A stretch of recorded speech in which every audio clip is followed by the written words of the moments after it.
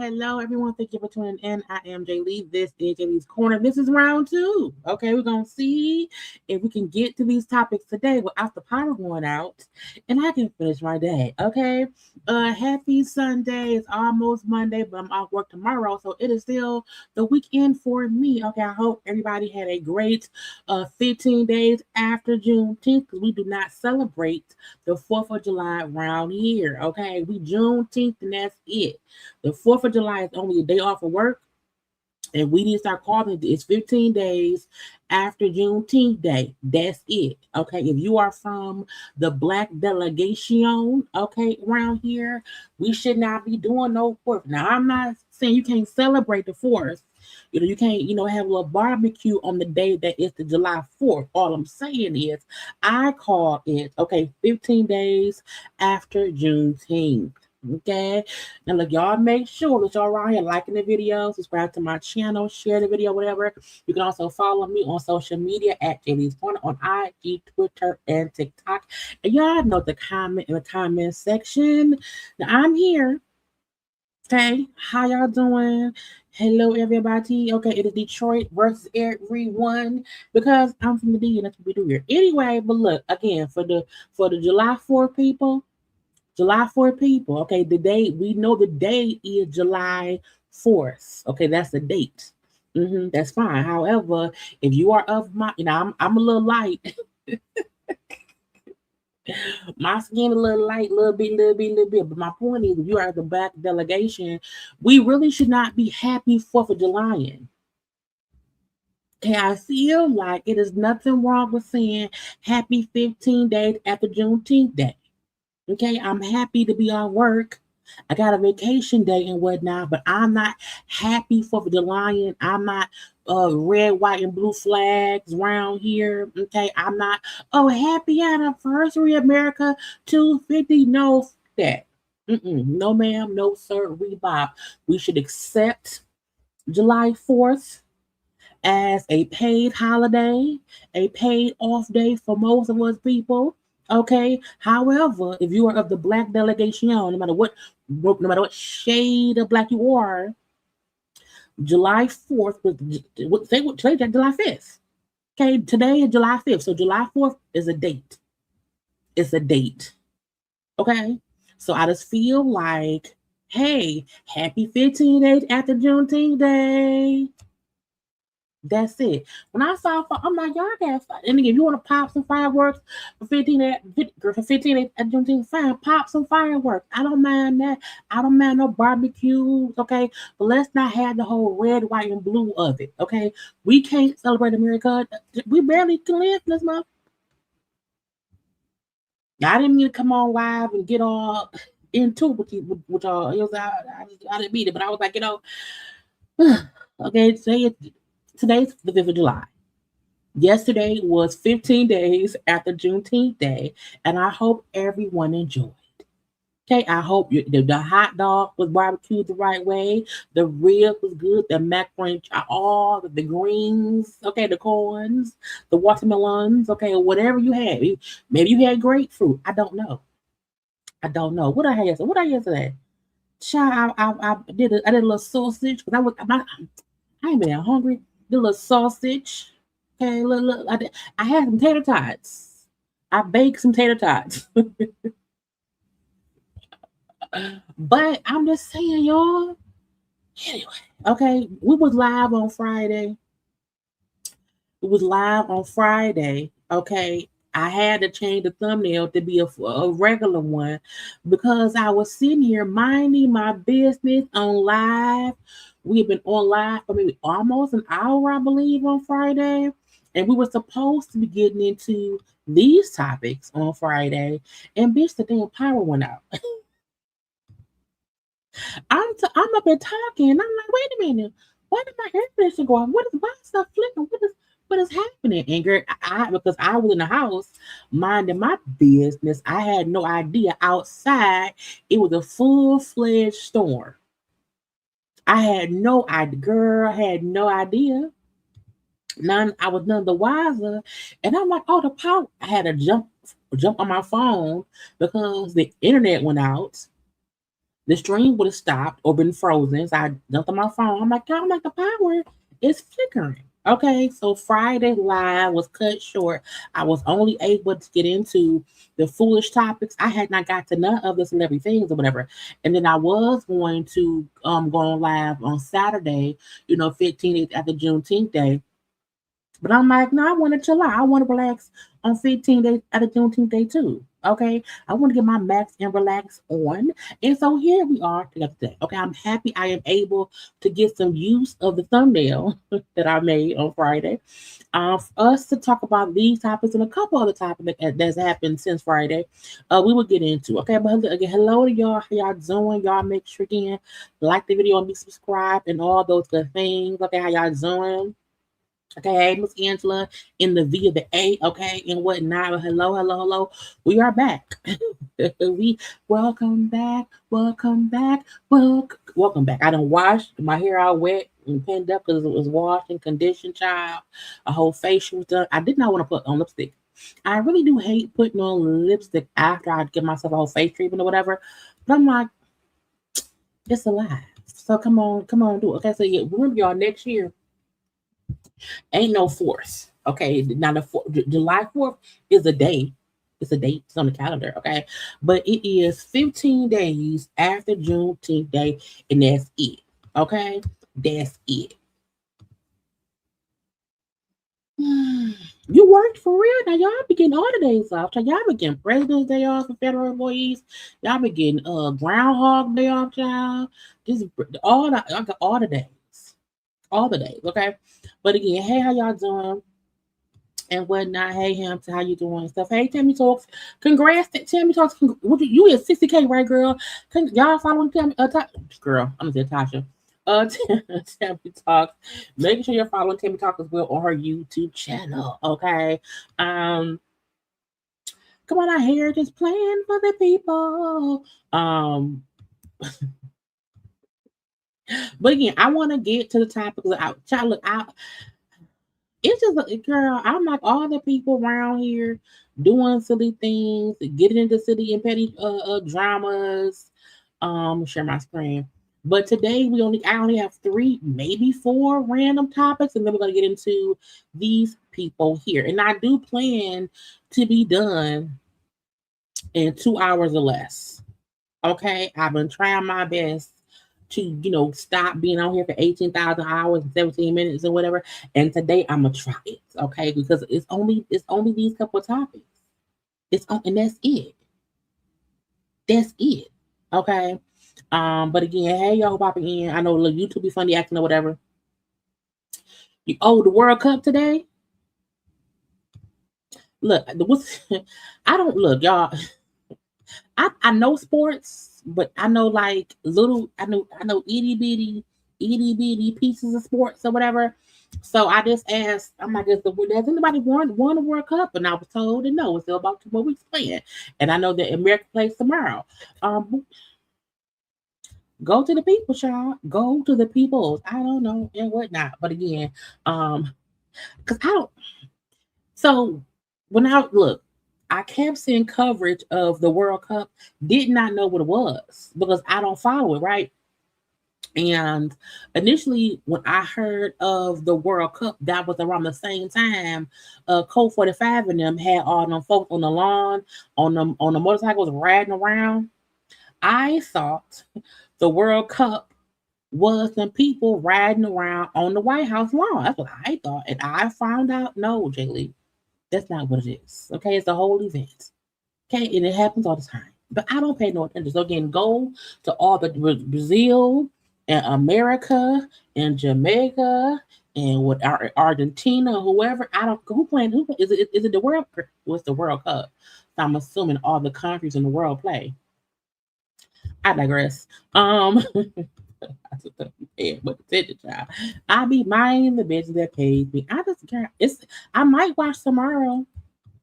I might, but I don't know. Let's get to some things. Okay. Now look, I kept seeing this on the news a couple days ago, whatever, them crazy people who climbed up the Empire State Building. Now, first of all, why y'all want to die?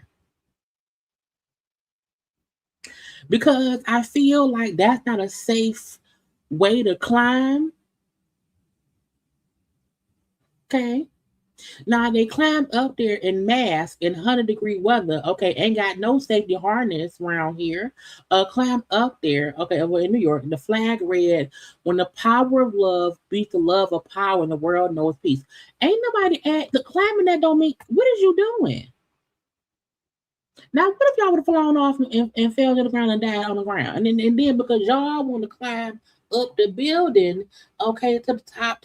If y'all fall and go splat, someone then have to clean y'all up from the ground. Okay, y'all done ruined somebody else's day because y'all went splat.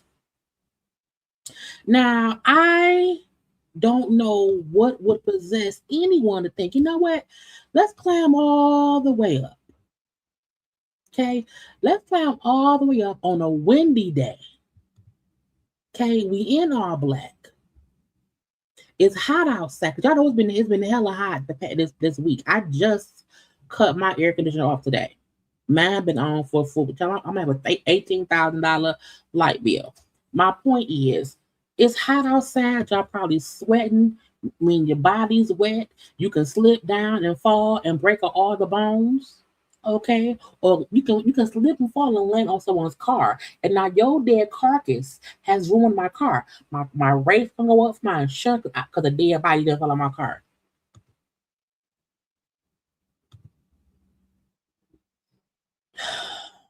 And why not have a bigger flag? Flag wasn't even long enough to blow in the wind. I digress. Now the men and them, they then was as they climbing down, the motherfucker proposed to the lady. Now, first of all, if this was for proposal, do that on your own time, on your own space, on your own property. Now they was also arrested because I think this is like trespassing and whatever, because I don't think the Empire State Building up where they were is like a touristy visitor space. Okay, I don't believe you're supposed to go up that high to do anything around there. Okay, okay, I see. Hey y'all popping in. I got power. My power came back on within like 30 minutes on Friday. I just did not want to get back on live, and it went on the end because it was still storming. But luckily I am not, because Detroit, after the storm, there is about 300,000 people a lot of people are without power. I luckily am not one of those who are still without power. Okay. But hey to y'all popping in, child, how y'all doing? And whatnot. Okay. Oh, you think they're rushing? They better get their head down. Don't be doing that. Don't be doing that around here. My thing would have been, what if y'all would have fell and died? And all of it to put a flag up there and then propose. Now, I mean, I guess in the greater scheme of things, if they get married and they're married for 30, 40 years, y'all propose to your mama up on the top of the Empire State Building and then we got arrested. Why would you just propose on the ground, granddaddy? Because who wants to go to, I don't want to go to jail. I don't. They didn't die. They didn't die. Okay. Now, that was some foolish shit, right? This is a different kind of foolish shit because I kept seeing this man. I kept seeing this part. I didn't hear it, and I'm like, what the fuck is he tap dancing? Is he saxophoning? Is he singing? I could not because I kept seeing it and I did not feel like cutting the sound on because I was confused. And when I finally did cut the sound on, I said, "Sir, what?" So, ring.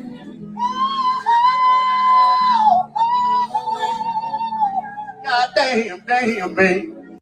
Ring. So. Now it's a talent. Okay, tap dancing to the beat of a song is a full-fledged talent. Okay, I'm not knocking that man for being able to tap dance on beat. Okay, that's one thing. But you singing, tap dancing, and saxophoning.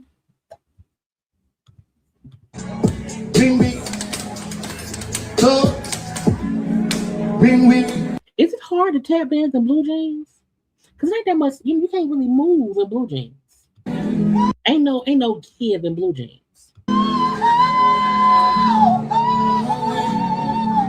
And he high noting it. I was like, "Sir." When we what?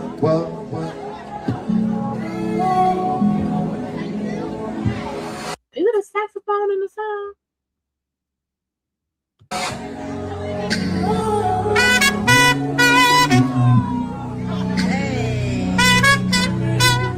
Is he also a stripper? When we again, it's hot outside. Folks gotta make money and entertain people at the same time. And I feel like the When We song by Tank made good sex music. But the When We song by Tank, to me, it's a great song. It don't need much extra stuff. Okay. We don't need tap dancing when singing about When We. Okay. Because technically, when you're not tap dancing. Your feet had to be firmly on the ground. Well, sometimes they can be up. I digress. My point is, ain't no tap dancing when we on here. Okay? Just not at all. And you should not be tap dancing in blue jeans. Again, ain't no give. Now, the saxophoning, I didn't mind the saxophoning. That's the word I made up. I don't mind the saxophone. But why you pop locking and dropping?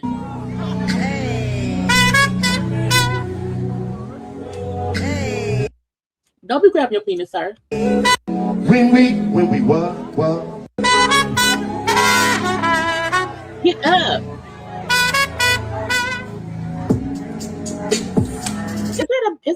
Was he moonwalking?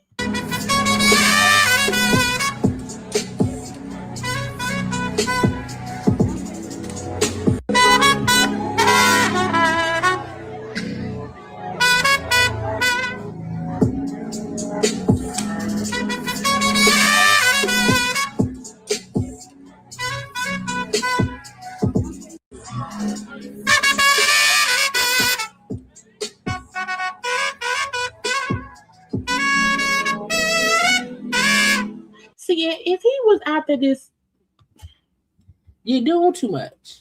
Okay, you're doing too much. Oh, it's a trumpet? Child, whatever. Okay, he trumpeting. Why am I saying saxophone? Ain't the saxophone doing different? Where is the saxophone? But y'all know what I meant, right? I'm gonna say he's saxophoning because that ain't trumpeting. He's doing a whole different thing.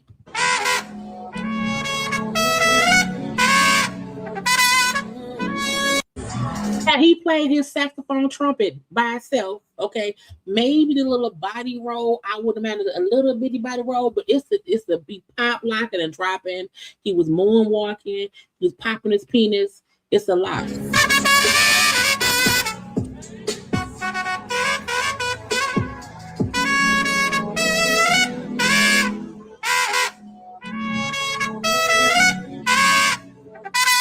And why Trump is screaming at us?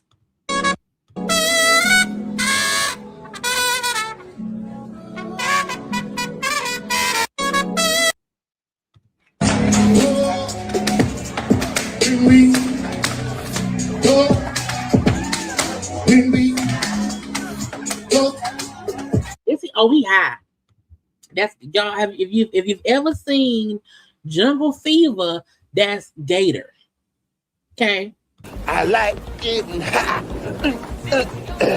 I'm a crackhead. That is crackhead motion. When we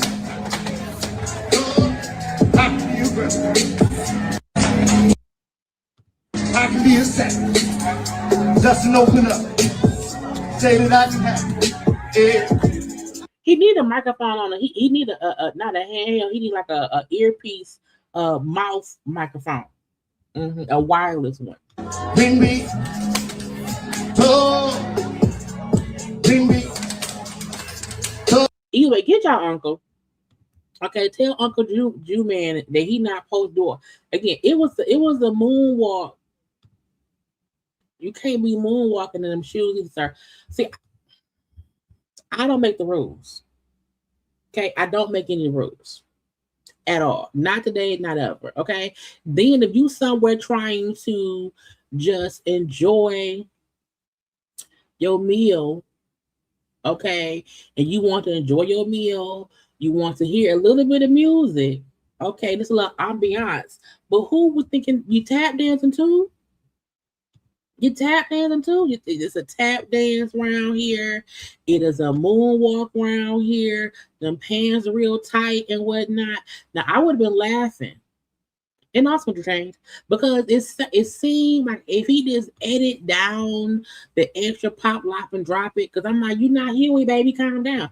If you would have just toned it down a little bit and get a little bit more choreographed, it would be a little bit better. But he doing a lot for a little at McDonald's today, and I don't know why. Yeah, you ever hit maybe a tip basket somewhere? Somebody send him some $2. Okay. Send them to I don't know, challenge. But I mean, and he was convicted in it too.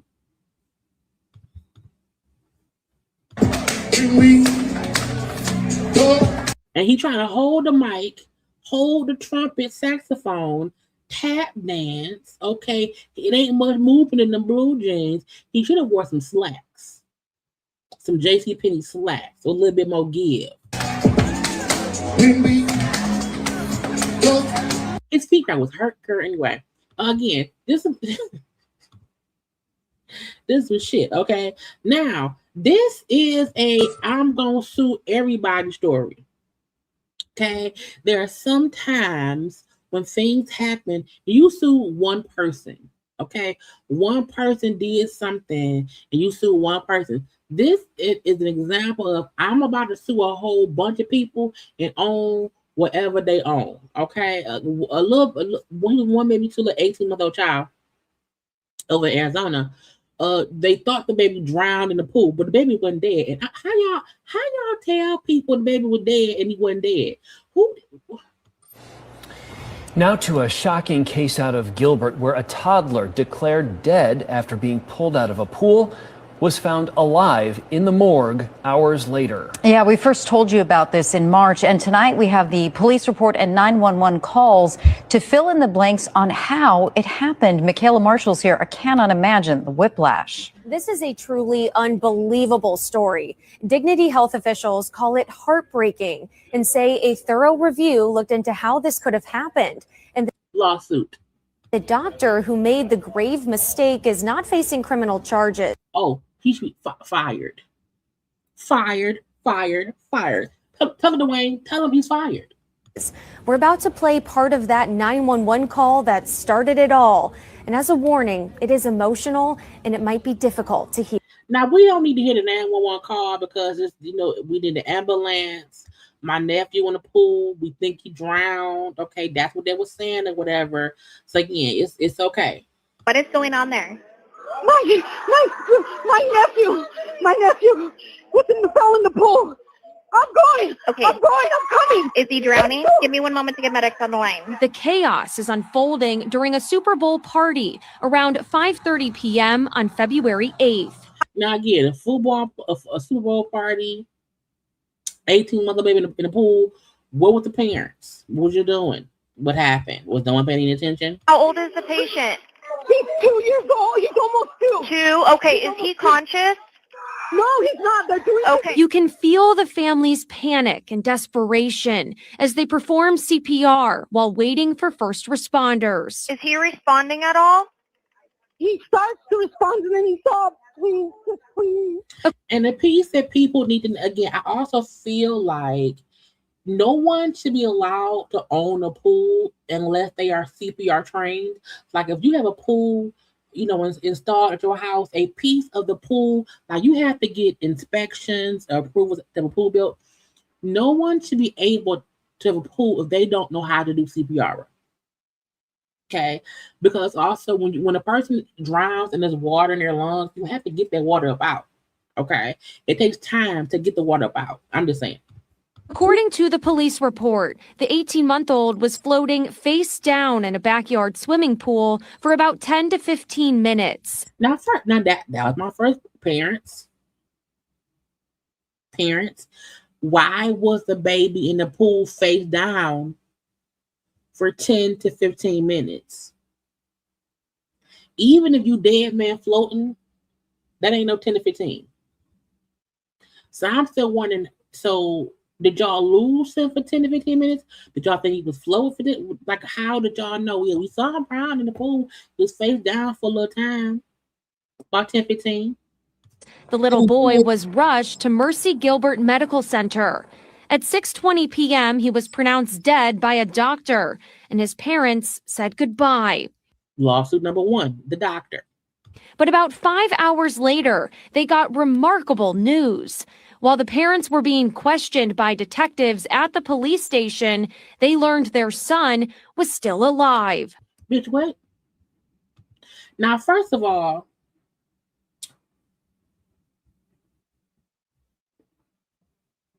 if you tell me my child dead, I'm not leaving the hospital yet. I also feel like, well, at least here in Michigan, when my dad died back in 2015, we were down there for a couple of hours with his body. That I remember. Even when Ronnie died in 2024, what year is this? In 2024, it was a minute. So I'm still like, so did y'all say, hey, go say goodbye? And then was they kicked out? Police records reveal more about how this critical error happened. An officer says when the doctor went to notify the parents their son was dead, he heard a nurse say, "I have a pulse." Now, when anyone says, "I have a pulse," that should stop everything or anyone from saying, "Hey, no, he dead." No. I have a pulse means they not dead. So once the nurse said that, and if the cop heard the nurse say that, I don't get how anybody said, "Oh, well, no, let him die." What? When that officer alerted the doctor, he arrogantly said he was the doctor. He has the medical degree. He went to medical school for a reason and to let him do his thing. And that's the first lawsuit, okay? The doctor. Because is the doctor right for telling the police officer, "I'm a doctor, let me be my doctor self," or whatever? Cool. But doctor, I think in doctor school, they tell you if you have a pulse, you keep working. You keep working. Police witnessed the doctor tell hospital staff to stop performing life-saving measures. Second lawsuit, the hospital in itself. Because to me, if the doctor say, "Hey, stop performing life-saving measures," we see no, but sir, there's a pulse. Why would y'all stop? Fuck that doctor. Fuck that doctor. So second lawsuit. So the first one is the doctor himself. Second one, the whole goddamn hospital. Okay. Because of the child's dire condition, and several nurses left the ER in tears after the time of death was called. Nurses, witnesses in my lawsuits, okay, against the doctor and against the hospital. The parents and police expressed concern the child appeared to still be breathing, hearing multiple gasps for air. But nurses said it was agonal breathing. An hour after being declared dead, an officer heard another gasp. The boy was taken to the morgue. Bitch, y'all, first of all, I'm arrested. Because if I still hear my baby breathing, you can't take my baby to the morgue. He's breathing. He's moving. Arrest me, but bring my baby with me. And it wasn't until just before midnight when the medical examiner staff came to transport the body that he was found still breathing. The toddler was then life-flighted to Phoenix Children's Hospital. Meaning, so if they declare him, dead at 6 whatever, okay, if 6 hours later, the morgue staff say, wait a minute, this baby not dead. That was at least, 5-6 hours of that baby not getting any medical attention. Suing. So now I have to sue the morgue. Because shouldn't there be a process in place to where before the morgue can even accept the body, someone check to be sure the baby, anybody, is actually dead? And the latest update we have from police on the toddler's condition is that he may have brain damage, but he is out of the hospital. Well, of course he's going to have brain damage because he was without oxygen, he was without medical care. Again, lawsuit, the doctor, the hospital. Hell, I might sue the police officer for not arresting the goddamn doctor. The nurses, okay, staff nurse, front desk nurse, I don't care, the goddamn PO nurse, everybody, because it's like, it feels like most of the staff felt the baby not dead, but they listened to the doctor to allow the child to die. And what that lets me know is that ain't the first patient that doctor let die that did not have to die. Because if they're saying, hey, I have a pulse and there's some breathing here, and they're not saying, hey, try all the measures to be sure that we don't let this person die, that ain't the first time he's done that.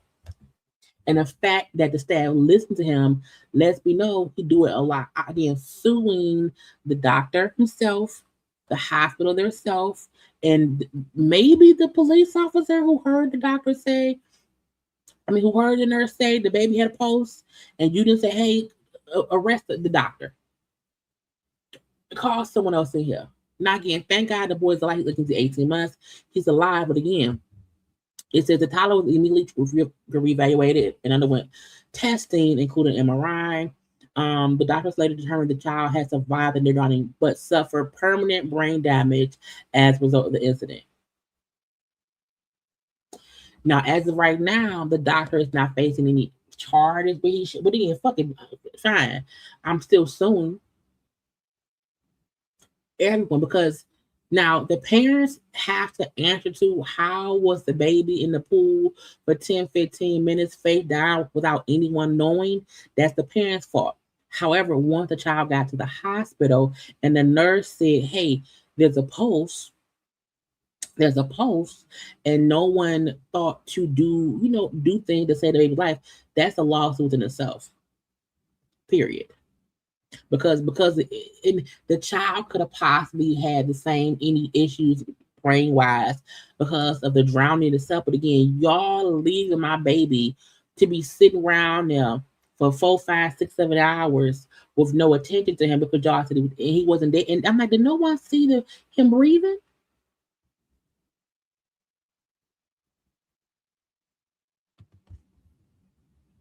I own a hospital.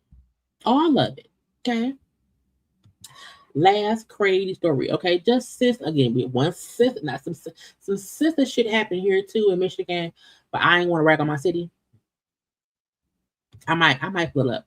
DoorDash driver accused of fatally shooting an Amazon worker at the fulfillment center because the victim made a joke about his height. Now I don't know why short people act like that because I'm short. I don't care. Okay. An Indiana DoorDash driver is behind bars after prosecutors say a joke about his height. Now, what was the joke though? What could the joke have been that got you so upset that you killed somebody? Okay. The person made a joke about his height and that turned into a deadly shooting at the Amazon Filming Center. Okay. 33-year-old Devontae Hodge had been charged with homicide, murder, death. Okay. 26-year-old Dylan Perkins, who worked as an employee at Amazon. The DoorDasher, okay, I'm sorry, no, Perkins, who worked at Amazon, was on break with two coworkers, hanging out. Okay. DoorDash got Hodge arrived to make a DoorDash delivery. Okay. Perkins made a jokey joke about his height. Now, was he a little person? I don't know. Okay. A little joke about the man's height. Okay. Then they end up getting into a confrontation. Okay. It says Hodge pushed Perkins. Okay. Again, Hodge is the shooter. Perkins is the deceased person. Okay. So it says Hodge pushed Perkins twice, then pulled out a handgun and shot him multiple times. Okay. He then died at the hospital. And then, of course, there was surveillance cameras that caught the whole thing. But you out here door dashing. Why do you have time to even fuss and fight with someone about your height? So much so that you got into a fight and then shot somebody while on now first not you fired. Okay, you fired. Two, you went in prison for life because it was caught on video. Now you could have went about your little merry way, but no, you had the audacity. Why I don't get people. And again, maybe some could say, well, maybe the dude didn't have to joke about that height. Joking about someone's height should not get you killed. Okay, at all. Hodge was arrested after speaking with the police. He legally possessed a firearm. No, he possessed a firearm owner's card, but did not have a CCL, a carry concealed license. And also, he has a prior weapons conviction. He was been held without bond.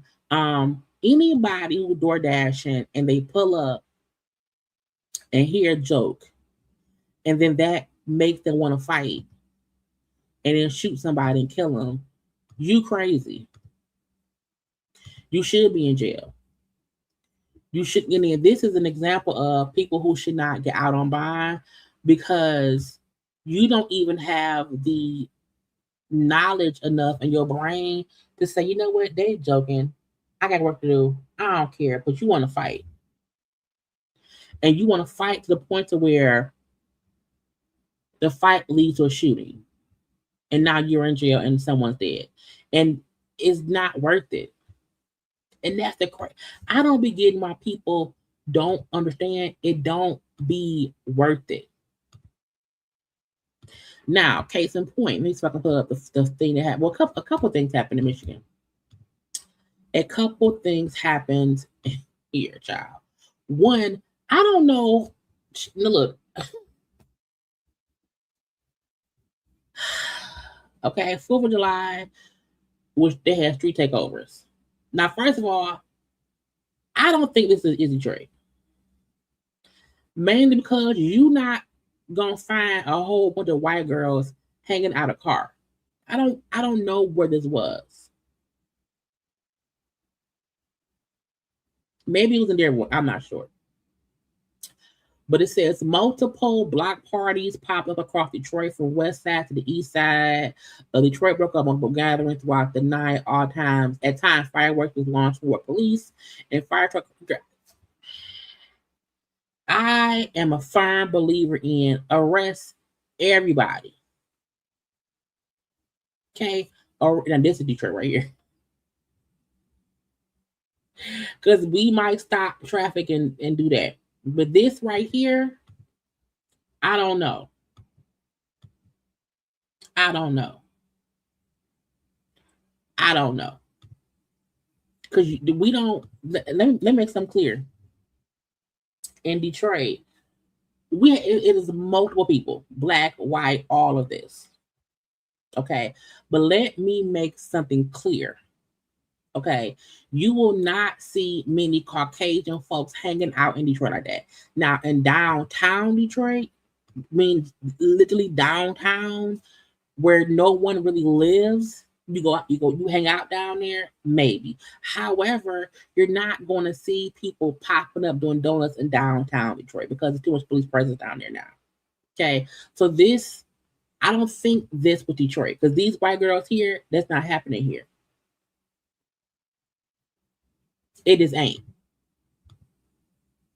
It isn't. Okay, more than likely, if white girl, this is gonna sound real ratchet.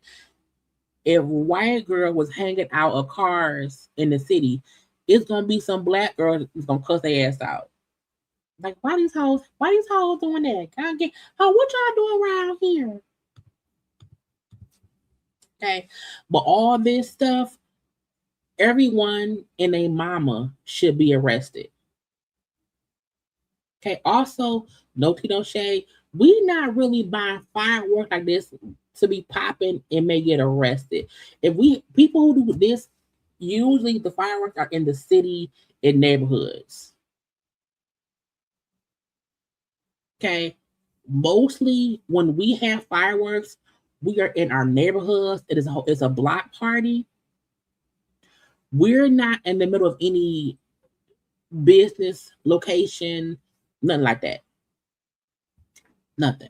Okay, so part of me feel like most of the stuff is not from Detroit. Okay, and just by looking at the crowd, how they dress, this ain't Detroit. Okay, and when I say I mean the D bitch. Okay, I'm in. A lot of folks claim, other parts of it's not Detroit. It ain't 313. It ain't the D.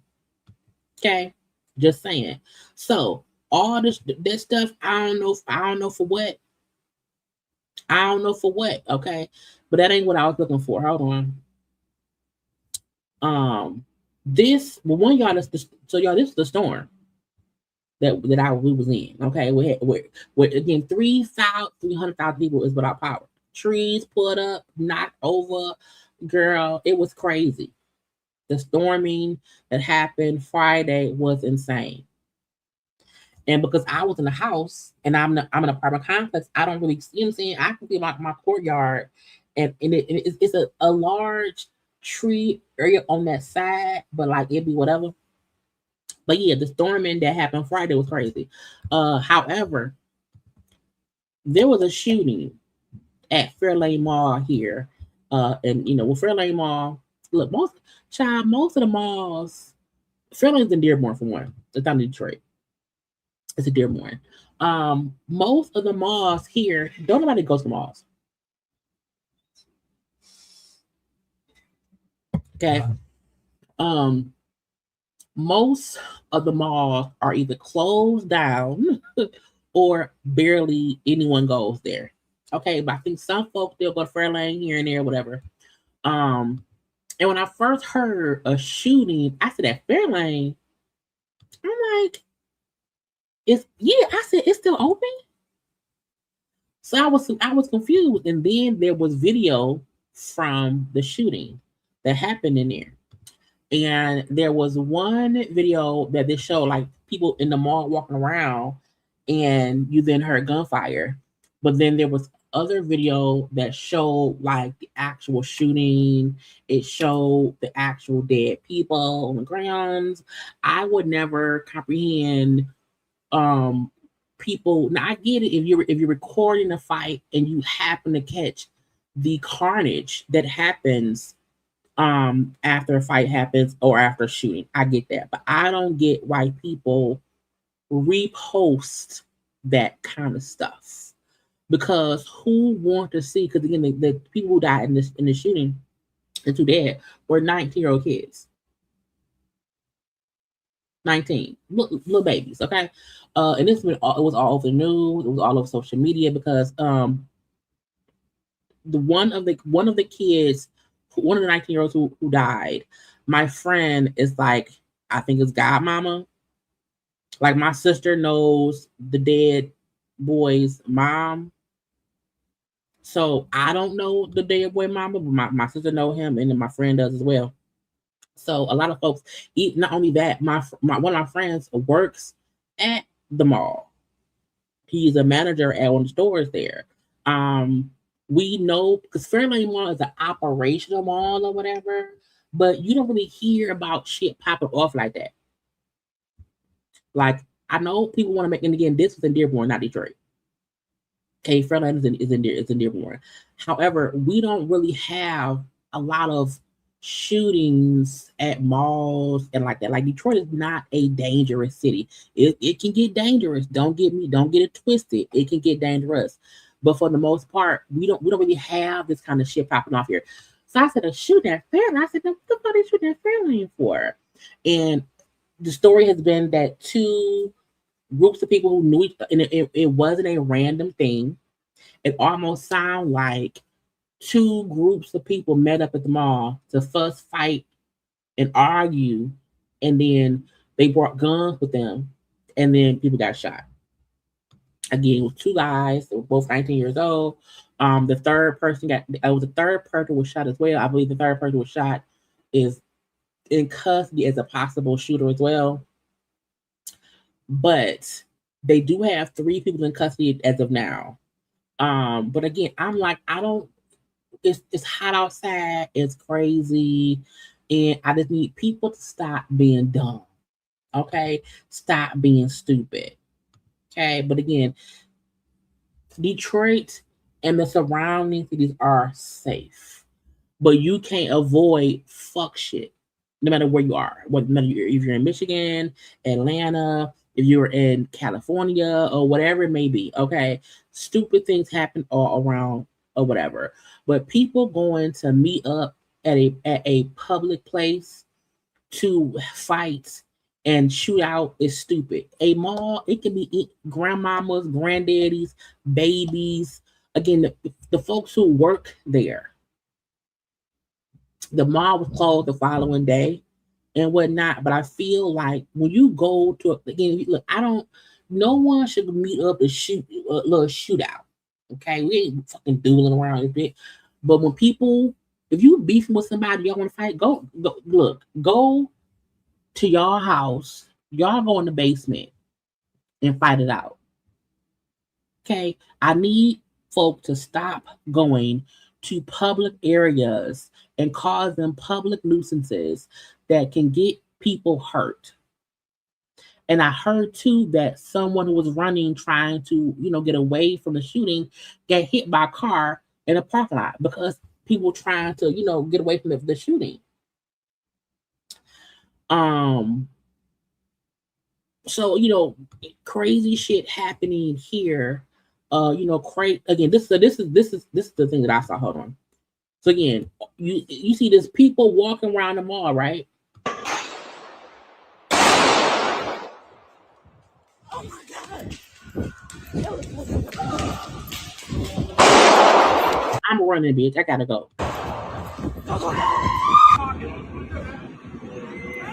Seeing this video first, I'm like, nigga, I said, y'all.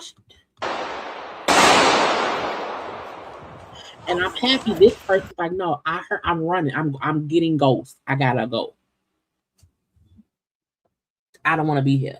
So, I just don't want anyone thinking that, oh, Detroit is a crazy city, this crazy place or whatever. Crazy things happen all around. And that's a true thing. You know what I'm saying? It's a lot of, I was trying my best to not show all the murders that happened here recently. Because I'm like, what the fuck is going on? Again, it was a car accident on the freeway that killed 4 people. The parasite is here, getting folks have making them go to the bathroom and saying it ain't getting me, bitch. Okay. But there were just things how a lady stabbed her man to death. A 25-year-old man was stabbed by his ex-girlfriend. Okay. The lady stabbed at 4:30 in the morning. Police located the 27-year-old suspect in Detroit. She ditched her car and hid in a bush. A bush? A bush? Bitch, wait. Again, this happened in Taylor. So again, most of the things that happen, it don't really be in Detroit. It be in the surrounding areas. And folks assume, oh, it must be Detroit. No, bitch, it does not. It isn't. Okay. This was in Taylor. She killed somebody in Taylor and then ran to Detroit. And hid in the bush. Why would you hide in the bush? But luckily she was arrested. So again, a lot of stuff was, but I'm like, I don't want to discuss, you know what I'm saying, the murder, the white man killed his grandmama and farmed in the hills. Again, people be hearing about things from Detroit's, Detroit news or Detroit websites. It don't really be in Detroit all the time. Just saying. So. But I was like, I said, nigga, why y'all around? I said, I shooting that feline. I said, hell no, bitch. Anyway, so again, crazy things have been happening all over. But again, we're going to hope and pray that shit dies down. Okay, let's get back to some good old things. Okay, let's get to the celebrity stuff. But y'all, like the video.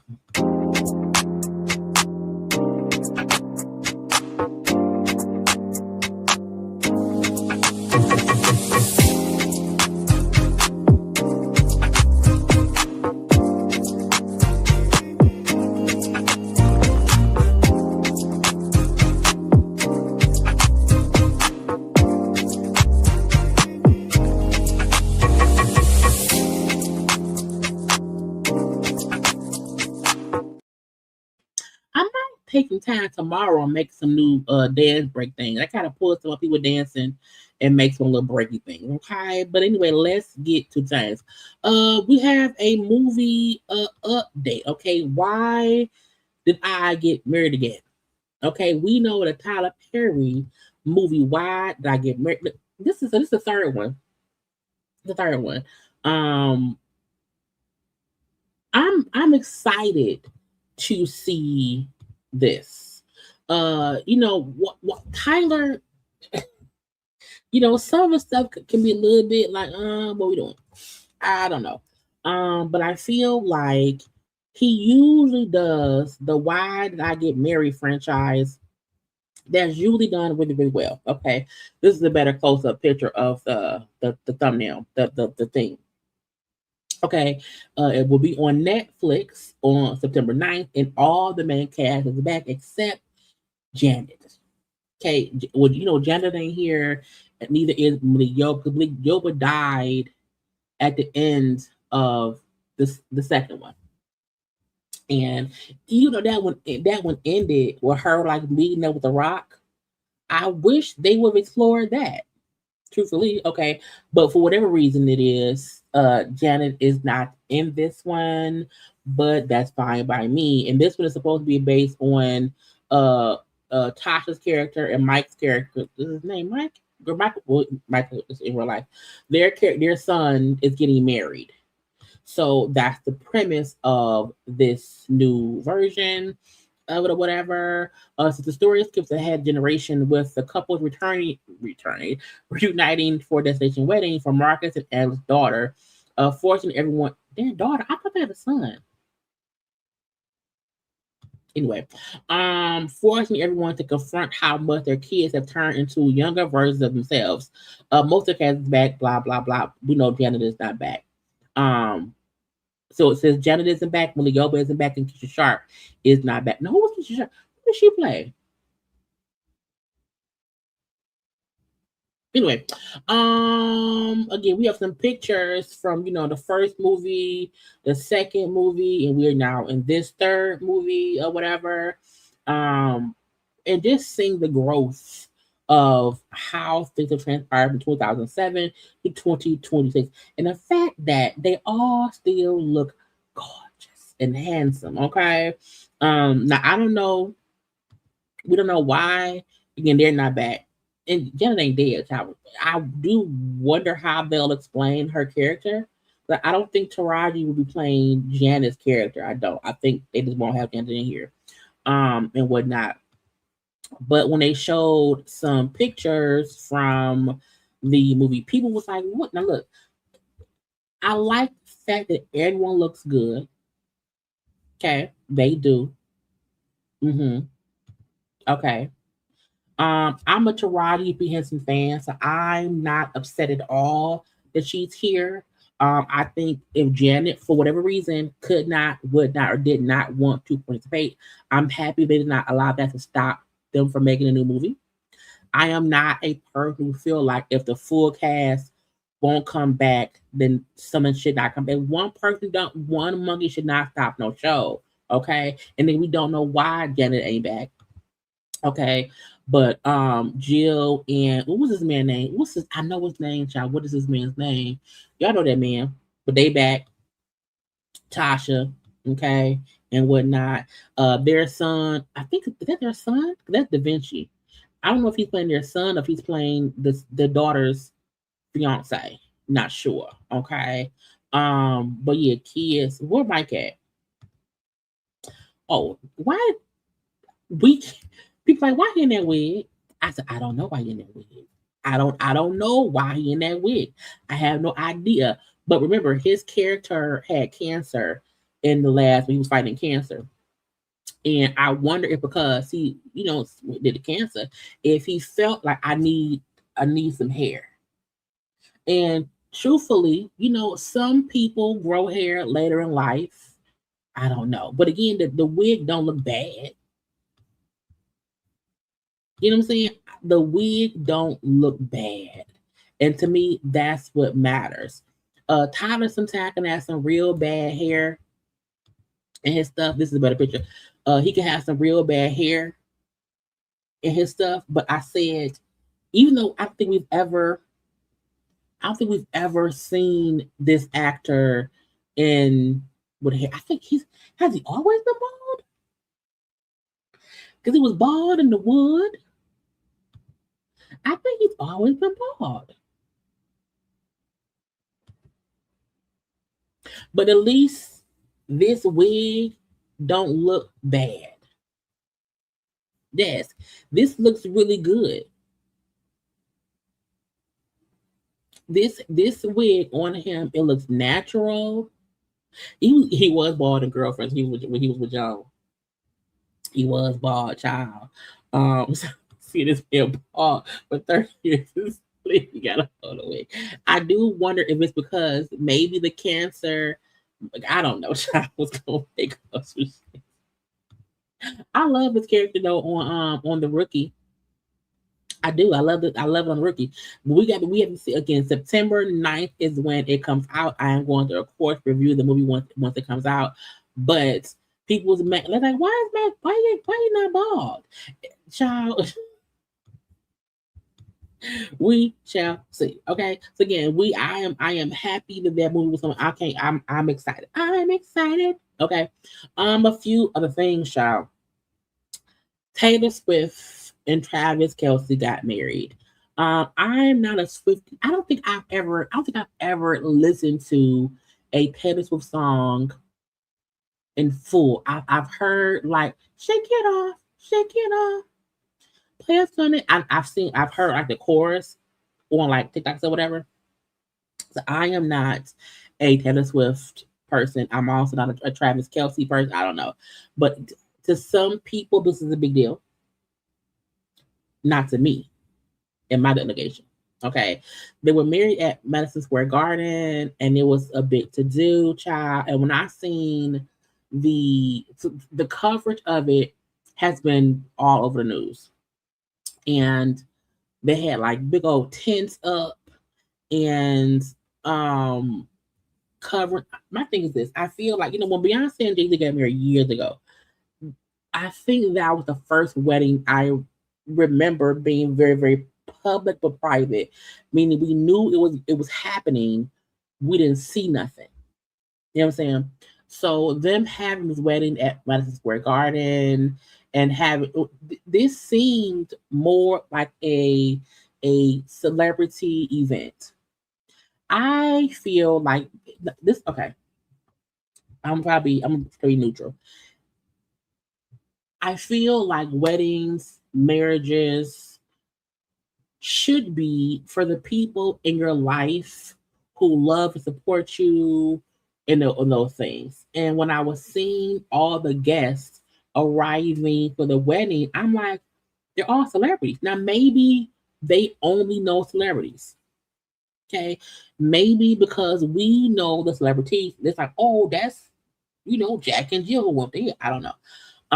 I would not want an event that felt like the Oscars. I would not want an event that felt like all of Hollywood was here unless all of those people are people you know and who you can call and text on a Tuesday because your power went out and you need a ride to the local Walmart to buy a generator. But if you just know them a little bit here, a little bit there, I just felt like it was a lot of celebrity, child. And I know Adam Sandler married them. But I heard it was a great wedding. It felt romantic. It felt intimate.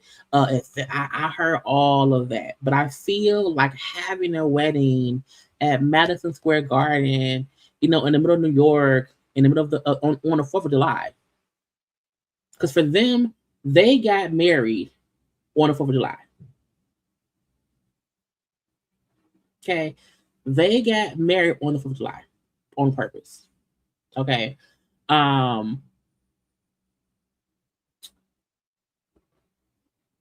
just felt like having so many celebrities there, it felt weird to me. And again, but I don't know because again, they're famous. So they may only know other famous people. Now, I don't know how a football player and a singer know so many actors and actresses around this bit. I don't know. And when I was watching Good Morning America, I sent a clip of it. And Robin Roberts, Michael, what was it? Michael, the black man, Michael Strahan. And then they thanked her for inviting them to her wedding. I'm like, you invited the host of Good Morning America to your wedding?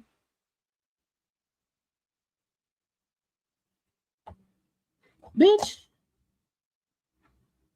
You invited the Good Morning America crew to your wedding. And the fact that and I'm not knocking because I don't know the white folk name at Good Morning America, but they all were there. The whole crew, like 5 of them. You know what I'm saying? And the way they spoke was like, "Oh, thanks for the invite," meaning I'm surprised I got an invite. Thanks for inviting me. Party of the century. It didn't feel like I covered Taylor's story from when she was a newbie on the scene, and I've always covered her thing. It felt like, well, we have to invite Good Morning America. We can't not invite Good Morning America. Yeah, come on, yeah. That to me felt like Taylor Swift wedding guest.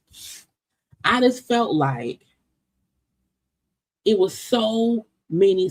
Bitch, Niecy Nash and her wife was there. When I seen Niecy Nash and Jess, I said, bitch, no tea, no shade. Let me hold. You see that? How's it? Is it N-I or N-E-I? Niecy Nash is 56 years old. I don't know any connection Niecy Nash bets her wife Jess has to Taylor or Travis. No tea, no shade. But when I said Nelly and Ashanti was there, I was so confused at how many celebrities were at. It was a celebrity wedding. It was a full-fledged celebrity event, and I know in life, models Kylie Cross, Gary Levine, Suki Waterhouse, Machine Gun Kelly, Ed Sheeran, Fergie, Benson Boone, okay, fine, J-Lo, Ice Spice, Brad Paisley. It is all these people. But a part of me felt like this was a full-fledged Hollywood event. It wasn't a wedding. Oh, they did that show that I didn't watch. Okay. But even I'm this would sound mean. Bitch, I'm not inviting my coworkers to my wedding if I don't, you know what I'm saying? I don't really know. You know what I'm saying? But I do. There was Niecy did great in that thing. But I'm like, when I remember I watched maybe an episode, the shit felt weird because Courtney B. Vance was it felt a bit off. I don't know. You know, but again, the piece of me feel like, you know, some people have weddings and they really want it to feel intimate with the people in their life. You know what I'm saying? But bitch, you invited a Good Morning America. Good morning. Good morning, America. It's called Good Morning America. That was called host. I don't know their names. Okay, I know Robin Roberts. I know Michael Strahan. I know Laura Spencer. I like her, the white woman. And George Stephanopoulos. So you know what I'm saying? I know, you know what I'm saying? But I saw a clip of them discussing it on the day after the thing, whatever. And they were like very carefully describing, oh, it was this, it was that, or whatever. But again, like, oh yeah, thanks for them. It was like it felt like I don't really know you that well. I mean, I know of you. I've covered your life. And I may have seen you in certain work settings, but thank you for inviting me to your wedding. You know, and the whole outside of the arena, the whole just married, you know, with TNT, it felt like a spectacle, less than a loving event. And I'm not saying they not in love. I'm not saying it wasn't love felt and love up in there. I'm not saying why would you have. Now, I don't know why you would have Adam Sandler marry you. I don't know. That's not something I would do. Okay. I don't know. My phone didn't ring when you text me. Michael Strahan played football and Robin Roberts is in sports work. I mean, yeah, him, but the fact that I call him and that ain't his name is funny to me. But I just feel like I don't know, it's just weird to me. Like, yeah, I know Michael Strahan played football, but I'm like the him and y'all, hold on. He might watch the sports or driving. I don't feel like doing a text back and forth.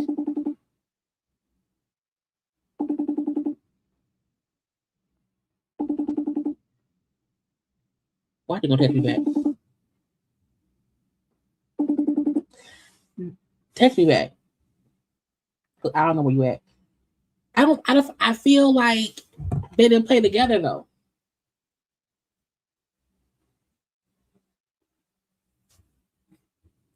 I thought Adam Sandler was Christian or Jewish. I don't know.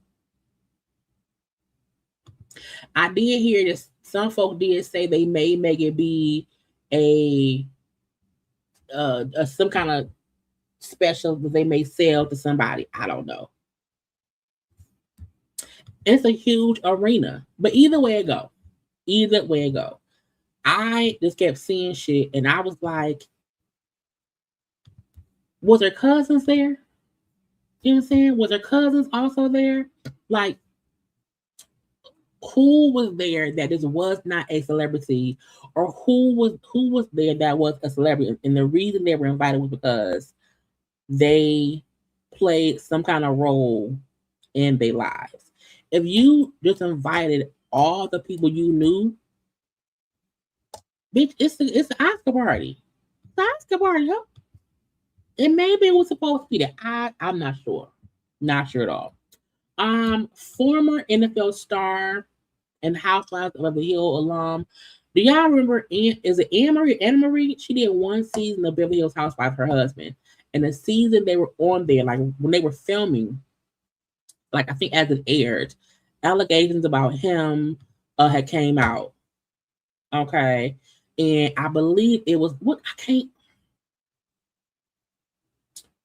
It don't say what happened here. Either way it go, he was arrested, y'all, for DV, domestic battery. Okay. Now, I'm assuming this is some form of him battering his wife because that's what domestic battery is. Okay. Or maybe I don't know, a kid or whatever. I'm not sure. The 51-year-old was booked into the Orange County Jail on July 4th on charges of domestic battery. He remained in custody on Sunday morning. He's been held without bond. Now, whatever they say he did that shit.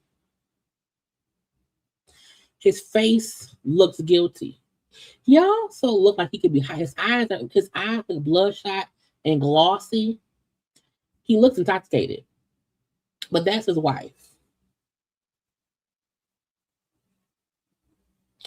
And yeah, he was accused of there were multiple civil lawsuits about sexual allegations, sexual assault allegations.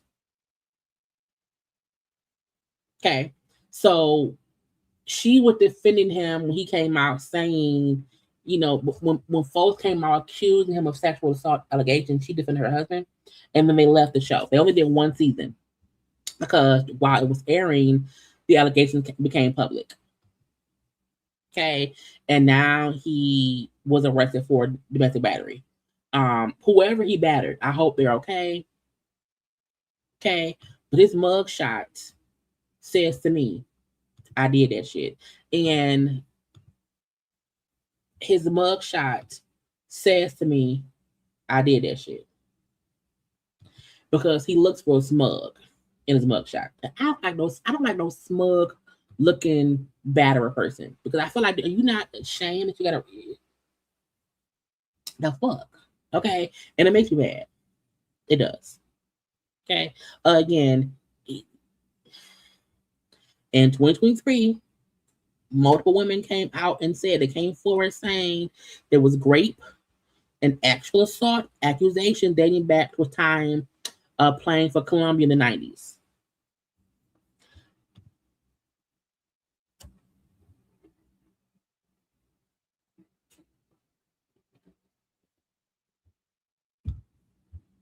If you beat up on people, you're crazy bastard. Okay, you're crazy bastard. Anyway, Lil Wayne is engaged to a 23-year-old. Now, fuck, ain't my age. Girl, don't go out with Lil Wayne. He's 43. Why is he engaged? Girl, look. You know, Mike Rubin had a whole little every year Michael Rubin has a all white party. You know, but Lil Wayne being engaged to someone who was 23 years old. How old is Ray's name? How old? Yes. What's the name? But is it Arie girl?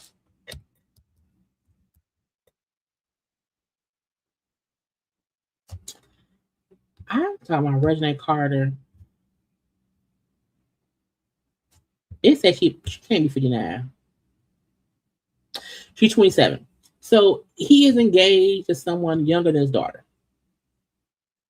Okay. Now that girl ain't no 23. I don't know that lady. You know, I don't like her hair though. Girl, that them roots.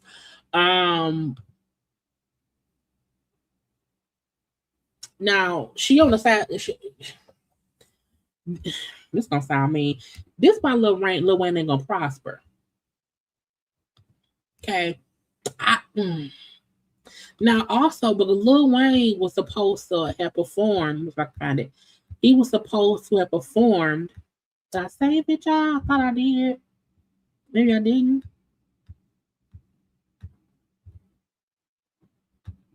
I say so much stuff. Oh well, Lil Wayne was supposed to perform in Maine, right? Skipped the concert. Okay, just did not show up to the show. No explanation. He just did not show up, right? He been fine. My bad. My main thing. I'm so sorry. The show was being rescheduled to July 28th. Blah blah blah. Now, why wouldn't you say that before? Why would you not show up and not say shit to the day after? I digress. So, even though he did not show up for the show, he was at Michael Rubin's party, as was everyone else. Everybody and their mama. Look so high. He building so high. But everyone and their mama was at the Michael Rubin's party. Wait, let me get, hold on. All the peoples. Okay. Jay-Z was there. Now, I don't know. I didn't see a picture of Beyonce. I don't know. I ain't seen a picture. Mike Tyson. What's his man's name? Fred Montana, Lala, Tana Taylor, Sierra, Alicia Keys. Again, all the people was around here. Winnie Harlow and them. Okay. Is that little baby? Big baby? Go one of the damn babies. Look at the little baby. Okay. Round Sierra husband around there. Okay. Odell Beckham around there. Russell around. I don't know who his other man is or whatever. But again, I'm like Carl Anthony Towns and Jordan. Okay. All the people was at the white party. And I seen Quavo was around there. I said, girl, Fat Joe, Corey, what's that? Christian, her boyfriend.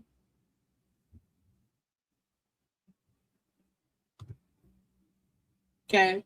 Again, a lot of people be at these events. And they are white. Okay. And the reason I say that it's a mixture of people. And I'm like, some Muslim Code 45 support hers. Just saying. So I don't know who we gotta cancel. Because I don't know Mike Rubin's affiliations. I don't know that man. But when we say, oh, we can't believe that Snoop showed up at a Code 45 event.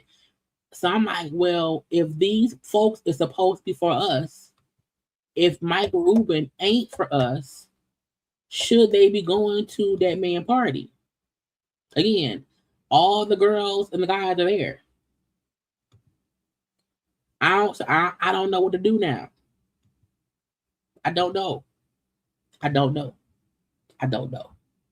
Okay. And it is a smiling child. All up in the camera, child. They all white child with a good old time in that man's house. And I don't know what to do. But again, I don't know Michael Rubin's affiliation. I also feel like, could this be an example of everybody going to a party and it's not being political?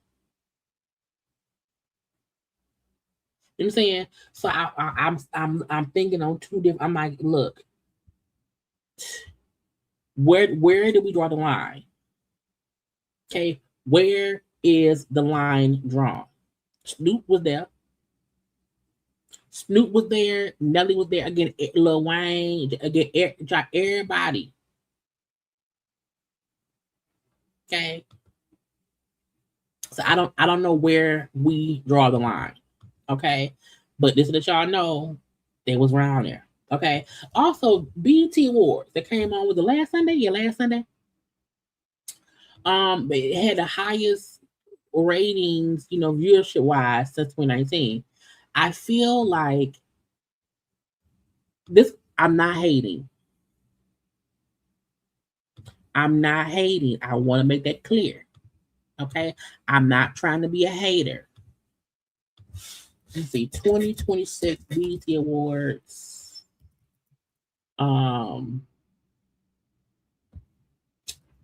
Viewership.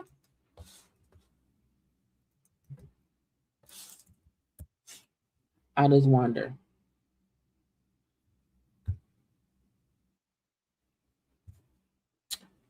Go to BET. BET says on the website, y'all. On the website, 9.3 million social. Oh, wait a minute. 9.3 million social interactions. But how do did it get, Ben? Because are we measuring things by social media posts? I'm just wondering. The show did a 15-year over the 15 was 604 impressions this year against 14 last year. Girl, what's the rating? Oh, so 2.6 million views. Up 18% last year. And again, I'm not trying to be a hater against Drewski, but I feel like Drewski is not the reason more folks tuned in. I feel like BT this year promoted the hell out of the awards. Also, we have to remember COVID was 2020 and 2021. Probably a little bit of 2022. Okay. So you can't even judge, the COVID stuff, because that was a little time and within itself, okay? Anyway, so again, I'm not trying to knock Drewski because I'm not gonna say it's just him. You late now? I don't need it no more. I was playing. It's cool. That's a good thing. No, I was gonna ask. Can you hear music now? Yeah. No, I can hear you. No, I can hear you. All right, but you can't hear music. All right, what up? Michael didn't play with Travis, didn't he? They played together? No. So then he can't invite somebody he didn't play with. Well, I'm pretty sure they had a conversation. He do the NFL on CBS. So, they probably had that conversation. So they probably developed the friendship. So, same Taylor Swift. He probably been on Good Morning America a couple times. So they just talked about the friendship. So you would invite your coworker to your wedding? Yeah. Everybody gonna come? If I invite them, I believe they're gonna come. So I think the issue is what she invited a lot of people. It was like celebrities. I mean, I don't know how celebrities do like gift giving. But they invited enough celebrities who got a couple $1 million. They gave out Cardi watches for the gift. Oh shit! I'm going to the money invite me. Shit, I did you already know my watches. I just got back from my Peruvian party too. Shit was fire. Did you have fun? Yeah, she was fire. I have a black. Because you don't want to wear white? No, I'm defiant. I wear black. They keep me. That's what you do. So I just got back yesterday. You watching the game? Yeah, I'm actually working. So, yeah, what is this? I'm not even gonna go there. I thought you were at home chilling because you was back. Nah, see, I'm working because I was off. So, yeah. Thank you for not answering when I would have had the Look, I'm trying to say the channel. I'm not trying to have you black on my account. You gotta pay the fees. Right. Oh, shit, so I'm watching the soccer game too. Okay, Waffle is like, where's the water? But is it your water? My water's right here. I got my computer set up was actually safe right here. You have a shot for me. Water? I got you. You're not drinking liquor? Is it a beer? Just for now, but I'm almost finished. They don't have me a shot. Let me get out here. Weird, because it is. It's almost 5:30. I know. No, because I just like texting you because I'm like it'll be a back and forth. shit, go ahead, finish. Okay, shop for me and then be nice. All right, bye. Yeah. Okay, it was conversation. Anyway, yeah, because yeah, one, this is the continuation of the power outage from Friday. Yes. Okay. Yes, that was the whole conversation about the wedding. Yes. And hello. Okay. But back to Drewski in the BET Awards. I'm not trying to knock Drewski as a host. I thought he did fine, but I don't feel like Drewski's presence and Drewski as a host is what brought in more viewers. I feel like BET themselves put in a lot of money in promotion. And I didn't watch for Drewski. I watched I'm like, oh, Mark Norman's gonna be there, Cardi B gonna perform. It was all of these celebrities who are actually famous. The Lauryn Hill tribute. I felt like they promoted a good show. And so people tuned in. Also, all shade, it was less rowdy, ruckus, bull stuff. No sexy. You know what I'm saying? It was a really good show with a quality production. It was quality promotion. Every day I saw some kind of promotion, some kind of clickbait about what it was going to be. So to me, BET put in the money to promote the show. To me, Drewski's skits weren't the grabber.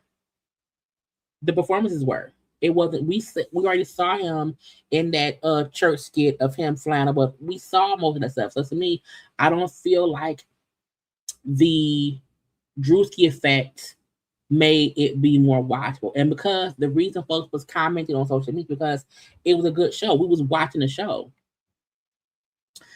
I don't agree. We're bringing back Monique. When Monique hosted that 1 year, I think she did 1 year. The 1 year I know she did the Beyonce thing. She did great. However, I think that Monique and this current Monique is two different Moniques, and I don't feel like having Monique up there preaching to us about bonnets, Tyler Perry, and Oprah. And I don't think she'll be able to be on the biggest stage on BET's thing and not mention some petty ass shit that she went through. I just don't. I think next year it should be Keke Palmer. Okay, so again, I'm not saying Drewski did a bad job. Did he probably get a couple more clicks and views? Yes, he did because he's a social media person. But I'm like, I know folks who tuned in and then they had shit to do with Drewski. I tuned in because I said the Lauryn Hill tribute because of the Cardi B performance. I wanted to see 10. I wanted to see the performances. I didn't care about Drewski. Now, who was a host? If they got Barack Obama and Michelle Obama to host, bitch, that'll be a key. Remember that 1 year when Will and Jada hosted as a couple? It was amazing. If they could get Barack Obama and Michelle Obama to host and maybe do 1 or 2 skits, that would be. But they would not. But I'm like, that's something that I think would be a great addition. I think Drewski is popular right now. You know what I'm saying? I told you when I asked him about it, he was like, Drewski is silly, not entertaining. And he is. He's silly. And if you high a little bit, it's very possible that he will be funny. But I'm not high. I don't know who he is. Okay. Again, he's funny, but he's not, because to me, he wasn't a host. Like when he came out in that fake Jay-Z thing to talk with I'm like, what the fuck is he doing? I'm like, I don't even get it. I'm confused. Yes, Cav on stage would be amazing. Him and that Angel would be great. I don't mind them picking people out of the atmosphere that we know who are funny, but to me, they picked Drewski because right now he's popping. Right now, his skits get clicks and views on social media. However, if you want an entertaining host, the 30 seconds that Keke was on stage in the crowd, she was enlightening and funny and engaging. And I don't know if that was a full on stage thing for her to take the mic, but that was funny. That was funny. So but again, I don't think Monique hold the 2 years in a row. Okay, I can remember. Yeah, Kevin, he's funny. He's an improv person. Okay, but again, let's see how Pop and Drewski is in a year.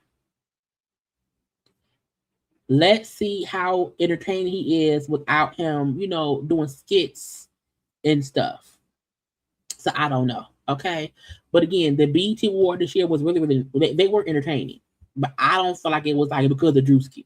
That's my opinion. Okay, but Target, they said that some man admitted he sent them fake ransom notes about Nancy's mama.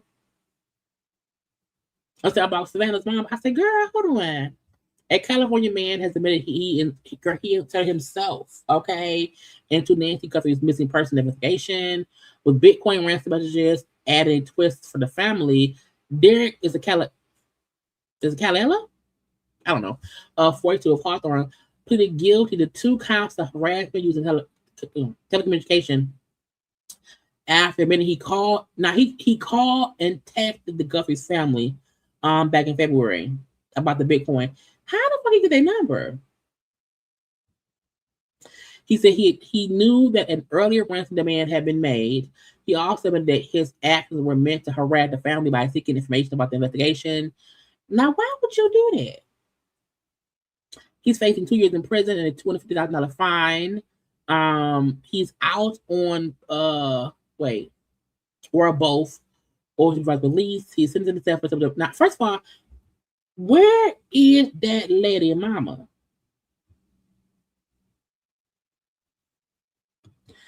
And why would anybody think, you know what? That lady missing. I want some money. Let me harass him a little bit. Let me say, hey, give me some Bitcoin. It'll your mama. Like, why would you do that? I can't. They may have been gone since January 31st. It's July 5th. I fully feel like that lady is with the ancestors. Okay.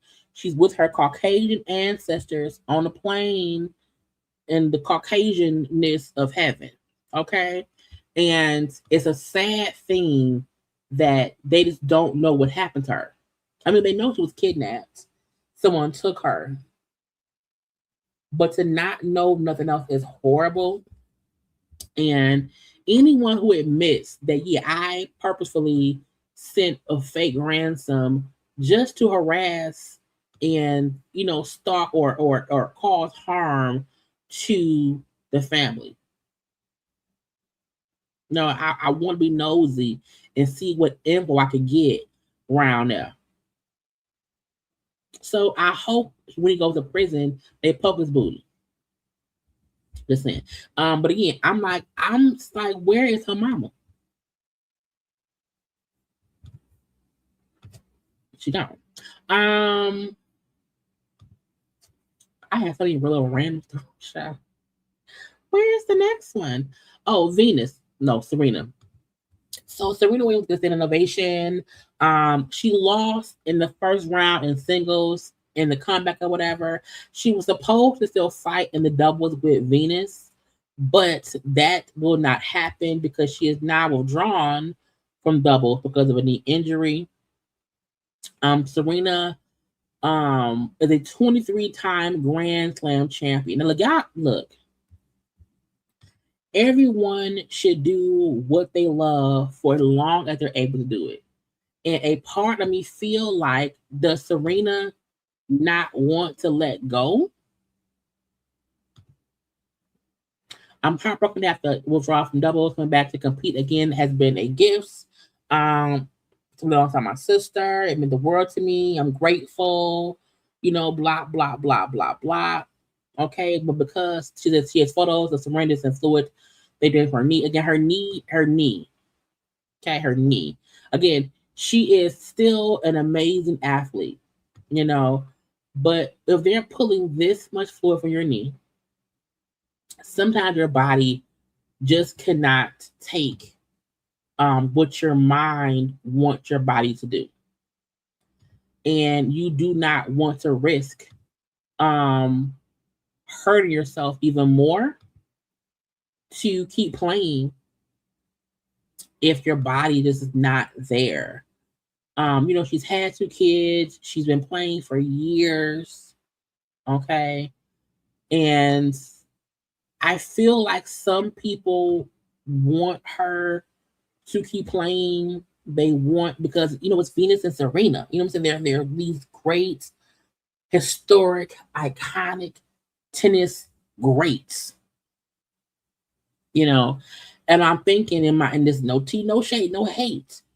You're a 23-time Grand Slam champion. Okay. I feel like, what titles has Serena won? Just to name off a few. Okay, again, 23 Grand Slams. The Australian Open in 2003, 5, 7, 9, 10, 15, and 17. Wimbledon is 7 and 2, 3, 9, 10, 12, 15, 16. The US Open in 99, 02, 08, 2012. You know what I'm saying? She's been winning for over 20 years. Okay, it seemed like her first win was in 2002 in either the US Open or the French Open. I don't know which one. But I just feel like she's played for so long and she's won so much. What else are you playing for? When your body is saying you, hey, girl,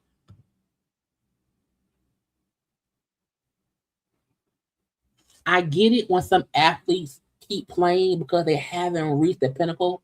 They haven't, like if you are an NBA player, if you haven't won a title, and maybe you're 38 and you're getting old, maybe you're 40, you're getting older, and you've never won a title.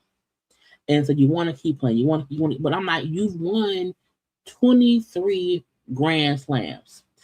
Also, she's won 14 major double titles, and it says in 5 WTA Tour Championships. I'm like, girl, what else could you possibly win? Like, you have nothing more to prove. And there's a difference in telling someone, hey, you're not good enough to play now. And that ain't what it is. It's not that she's not good enough to play anymore. Her body is not in the same top tier shape it was in, 10 years ago. Simply because of life, age, whatever. And that is not a negative thing. That's just a fact. But once you've won, again, 23 Grand Slams, 14 doubles, and 5, whatever WTA is, Tour Championships, you've won everything. There's nothing left to prove. And I appreciate her showing the fluid pull from her knee. And that's the reason why she has to, withdraw, because physically she can't play. And maybe next year, she could, but I'm not, girl, for what? Maybe she wants 24. I don't know. Okay. But this is not an example of anyone saying you're not good enough. We don't love you. We don't respect you. Go away. This is more of, you've already won everything there is to win. There's nothing more that you can prove. And even if you win one more, you're gonna be the same great that you were before that win. And I also feel like sometimes go out on top. If her last win was, she won the Australian Open in 2017. We know she had 2 children in between 2017 and now. So I feel like there's nothing left for you to prove. Yeah, she sat down for a minute. And even though she sat down because she was pregnant, She had some health issues. She got pregnant again. And those are all valid reasons because no one even felt like she was wrong for taking the fuck down. She had won 23 of them when she said, like, she went and sat down after winning since 2002. Okay. If your first, because no, I take it back. She in 99, it says her US Open, she won 99. So from 1999 to 2017, you won 23 of this, 14 of that, and 5 of that. You have nothing left to prove. And you should not put your body at risk just to prove something to, I guess, yourself that you can still play. We know you can still play, but you might not be able to play at the level of the, US Open or whatever, the events or whatever. So again, congrats to her because she's still Serena fucking Williams. Like, you still Serena Williams. Baby.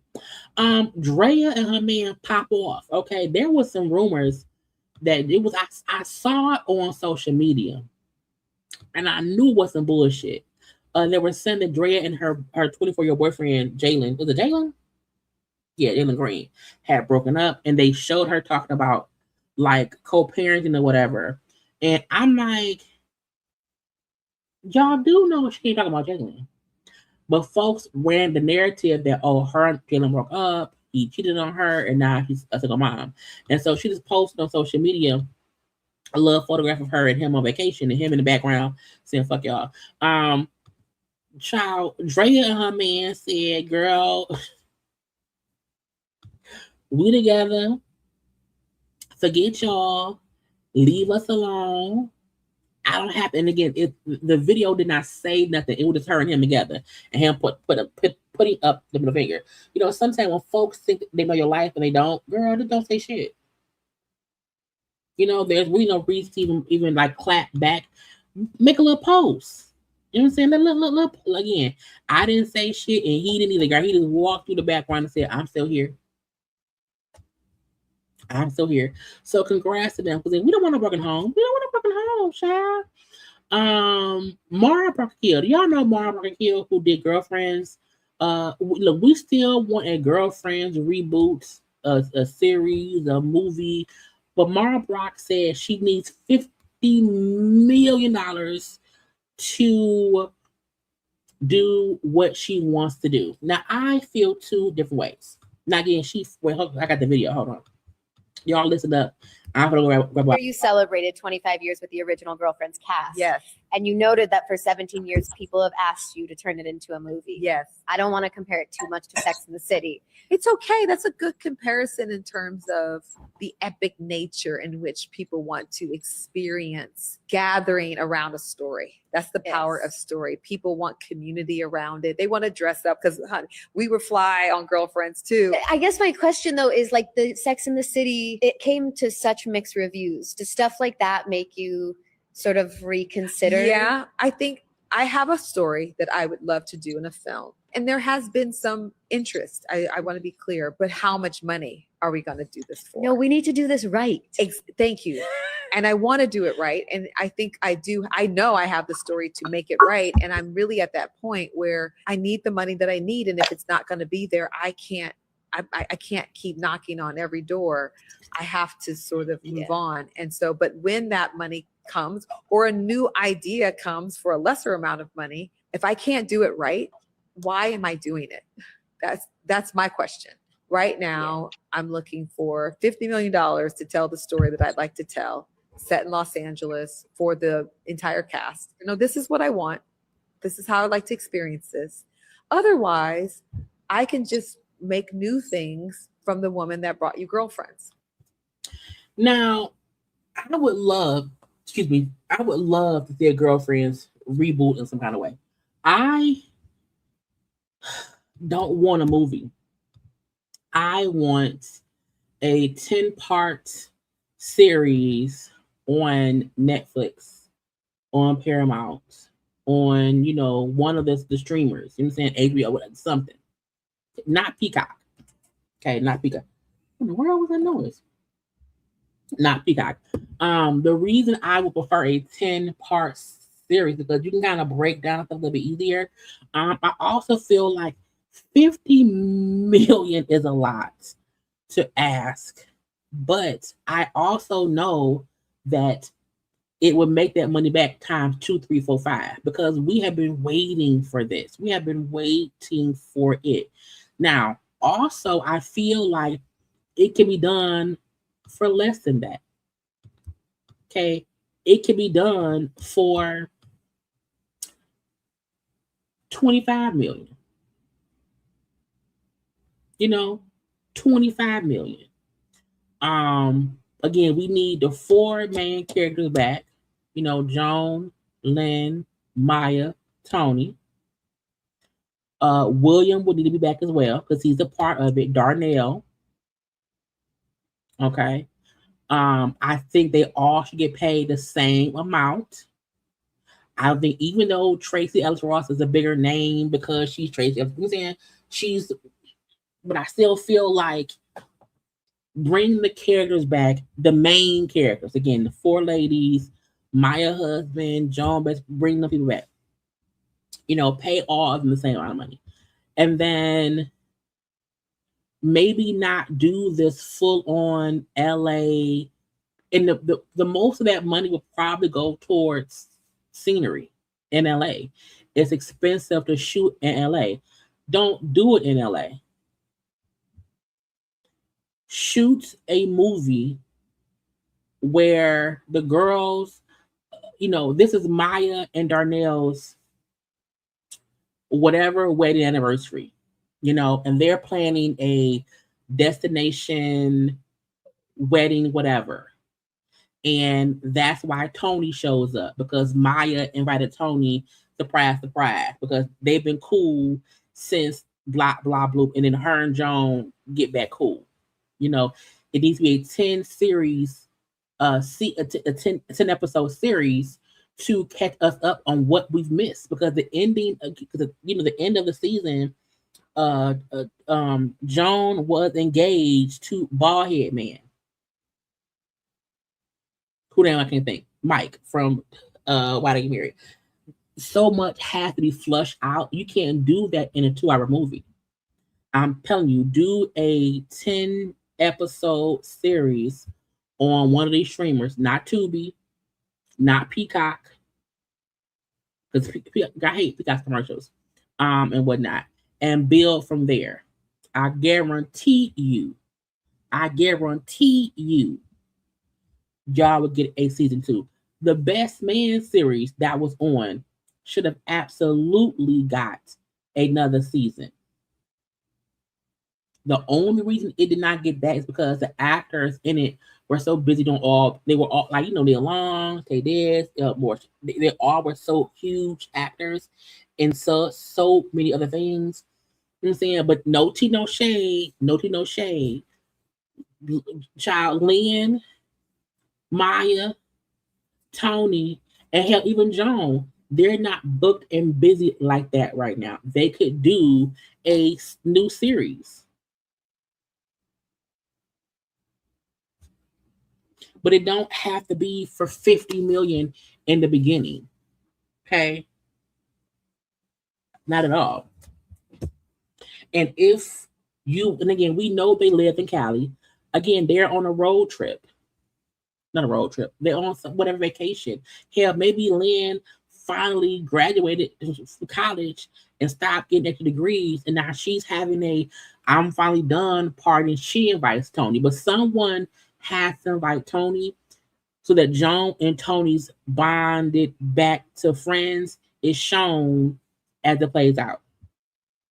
We have to know, did Joan and old boy get married? Did Maya get off them drugs or shit that little time when she was popping them pills? Okay, is maybe Jabari get married, but they can't because that's what they're gonna do for a while. My point is, there are many different versions of.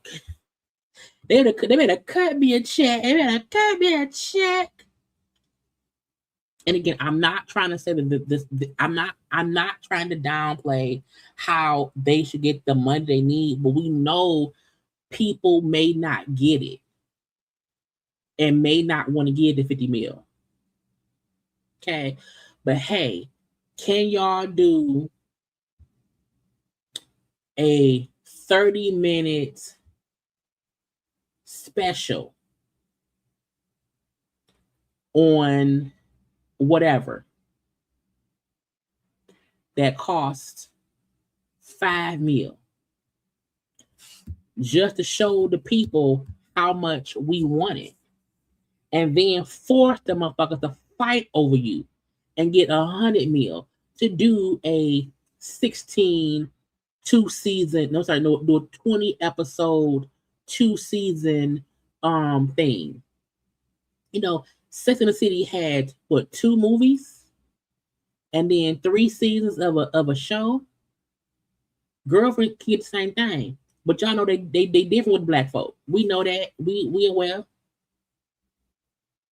But I feel like there's many aspects of how this come back for less than 50 mil that will show the world how much money it can make, and then that creates a bidding war. And you're not having to beg, because people don't, the networks, the studios, the people who pay the monies, I don't think they realize how much we the people are anticipating a girlfriend's reunion. They don't know, but they don't know. They don't know. They don't know. Sometimes you have to show them better than you can tell them and make them fight for you. I have seen William lately. And what I will say is I like the fact that he looks different now. No one, I don't need the girlfriends from 20 years ago to show up. I need the grown up, because you age. You know what I'm saying? You're going to age. Jabari going to be grown as hell. All of them are going to look different. Joan, I guess with Joan's character, to me, you know, the ladies all still look the same. You know, they do look a bit older, but they all still look the same. William is probably the only one. William, he just gained weight. He got sick too, and whatnot. But again, it should be, they all should look a bit different now. It's a long time later. Whether it is about Tony's daughter and what's going on with her, hell, maybe William, I don't know. My point is, I just want Barbara Raquel to realize maybe you can't get 50 mil up front, but if you can do something small to create a bidding war, small but good. I'm not saying, you know, have to be some bullshit. But again, it's expensive to shoot in LA. It may not be able to be in LA. Hell, Tony mama died. Okay, Tony mama died. They in the country somewhere, and Joan shows up. Why? Because Tony mama died. Or her daddy, because her mom was played by Tony daddy died. Tony daddy dies, and everyone goes to the country where they stayed at to help support Tony, and Joan shows up too. That way you're not shooting in LA. It's less expensive to shoot. And we all come together to watch it. And if y'all now know, okay, if this comes up on the thing, somebody owe me some money. Let Tony's father die. And they all say, Joan, you have to come back to be there for Tony. Our daddy died. Okay. You ain't seen Tony in 6 years. It's been, let's say it's been 6 years, or I don't know, 16, whatever. The reason I changed it to the daddy is because Jennifer Lewis would be amazing as a widow, playing a widow in the show. Okay. And then showing the dynamic of Joan and Tony trying to rekindle their friendship. Maybe Darnell and Maya are grappling with being grandparents because Jabari got some girl pregnant. Okay. John and Baldhead Man have divorced and she got a new man. I don't know. Lynn owns a taekwondo. But I'm just saying it's ways to get around trying to shoot this LA thing.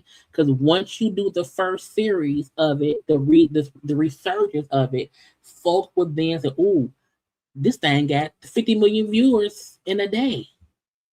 This was #1 on Netflix for 10 weeks. And this was based on blah, blah, blah." And then create the bidding war and get you $80 million to do 2 movies.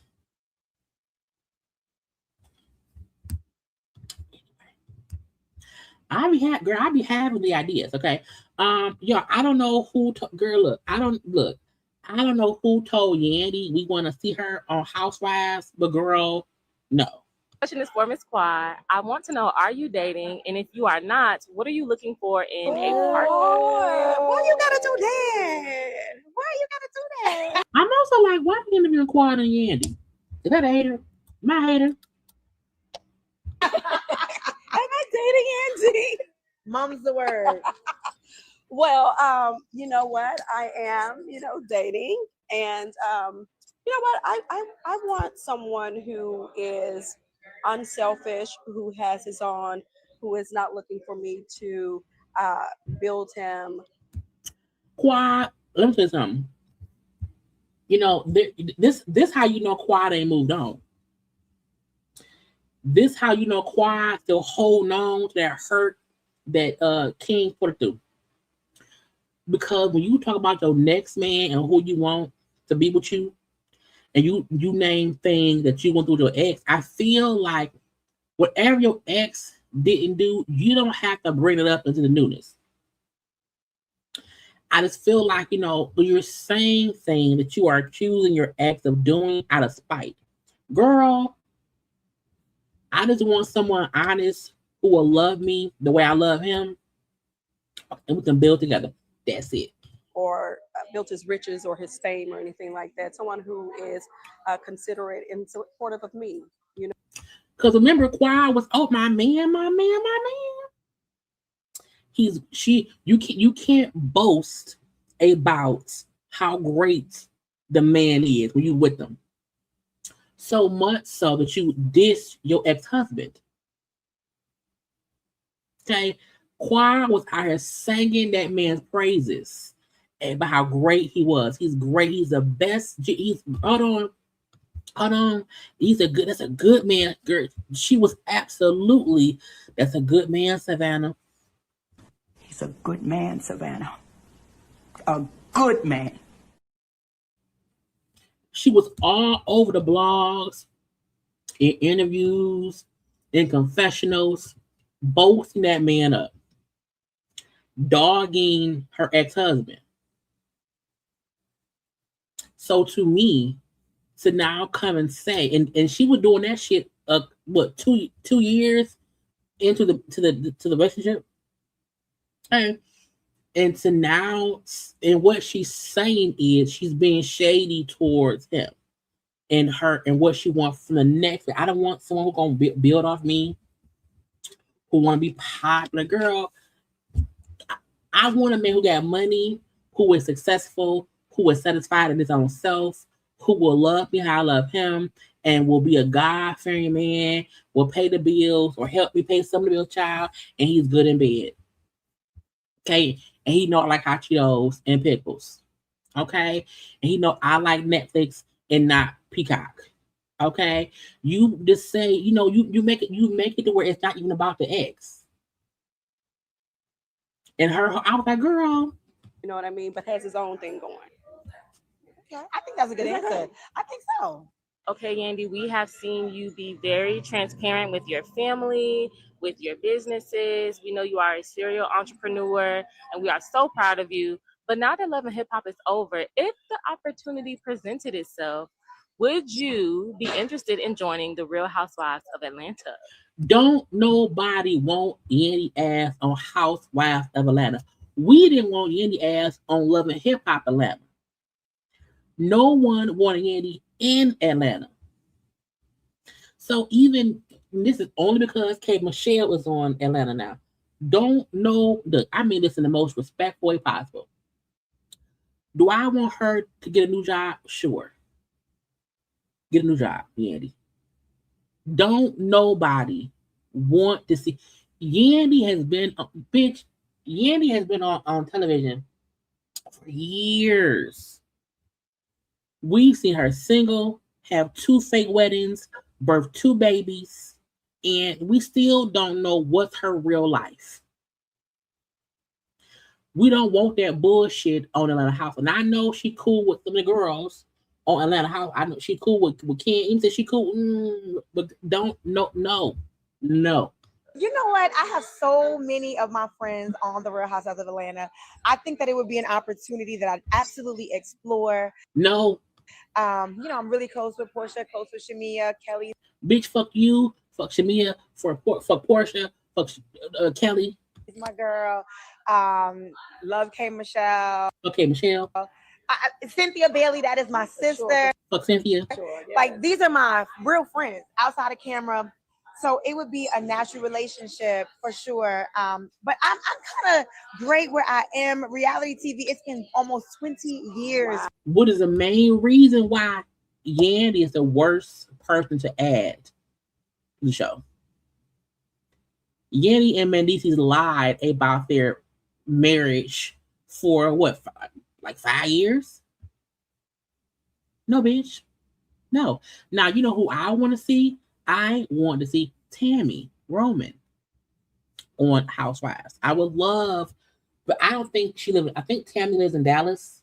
I think I'm thinking, however, I don't want Yandy. I don't care. I don't care if Yandy cool with Andy Cohen, Portia, Nene, production, the GOATs, Phaedra, anyone. I don't care. I don't care if Yandy owns goddamn what's it, true? It's called Truly Original. I don't care. For me. Wow. So I got 2 movies I'm shooting this year. Yep. One of them. We're both actually we both got casted for a movie together. I don't know what Tubi movie they doing together. I don't want it. Yeah, so stay tuned for that. So that is really my focus right now. And if the opportunity of God willing things come around that circle back to reality TV, I'll certainly explore it. No. I said what I said. No. Don't want it. Get out my face. Okay. What's more random things? Oh, Essence Fest. Y'all look, I just got a couple of Brandy was around. Hold on, I gotta cut the sound off. Brandy was around there singing. With her platinum blonde. Is that platinum blonde braids? Singing a good old song. Okay. I don't think she's sang the song in a year because it's so high. So I'm gonna go to Essence because Essence posted all the stuff. Child. Essence had all the videos. Monica was out there too. Her gold and her black. Okay, bouncing and bouncing. Okay, Monica's out there. A lot of folks. Now I don't know why Brandy. Is she an angel?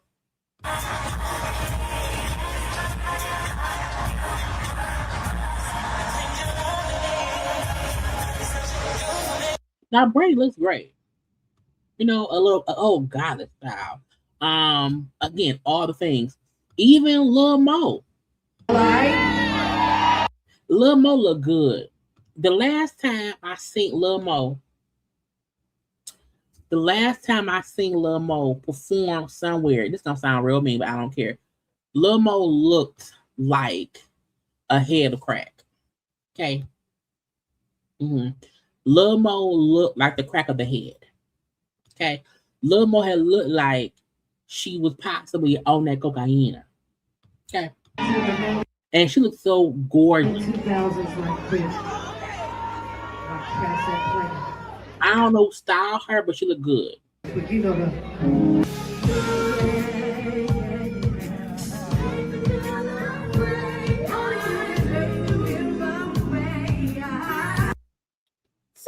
Child, somebody put where Lil Mo live?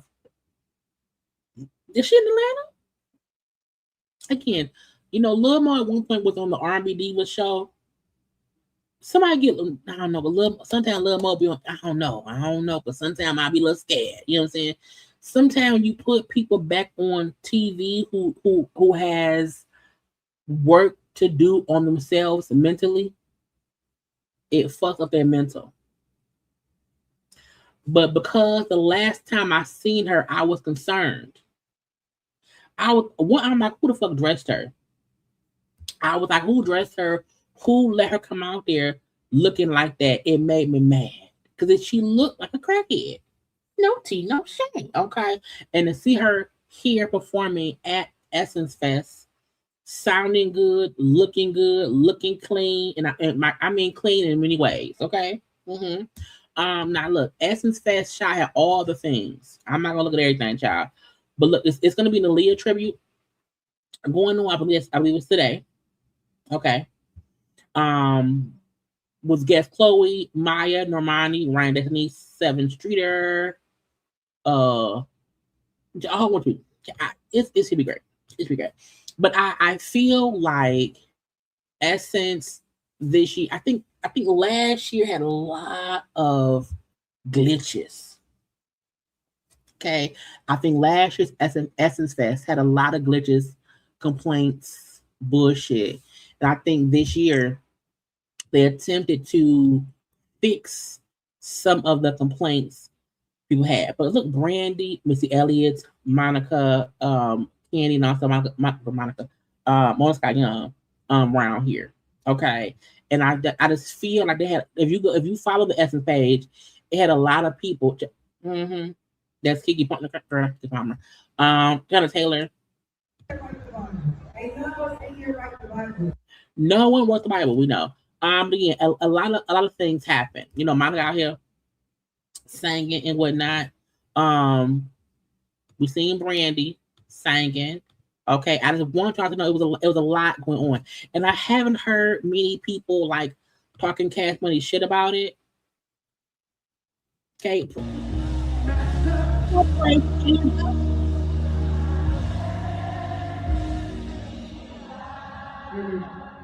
You better praise the Lord or whoever you praise. I'm not judging, okay? Again, the people.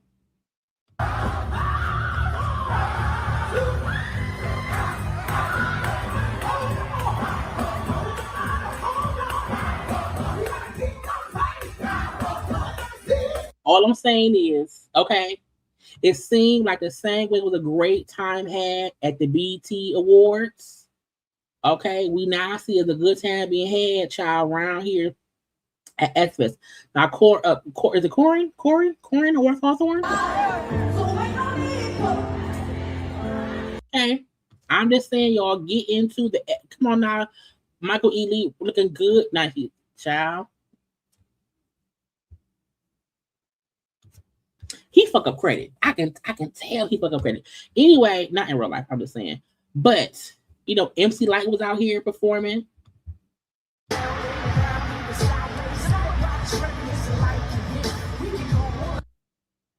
Okay, so we have to also honor the goodness of it all. Okay, when we do things right, we do it right. Okay, just saying. This stuff being had, good time being had. Now, because look at Patty. Look at Patty. Girl, look at Patty around here. Still singing and barefoot. Okay, Lil Mo.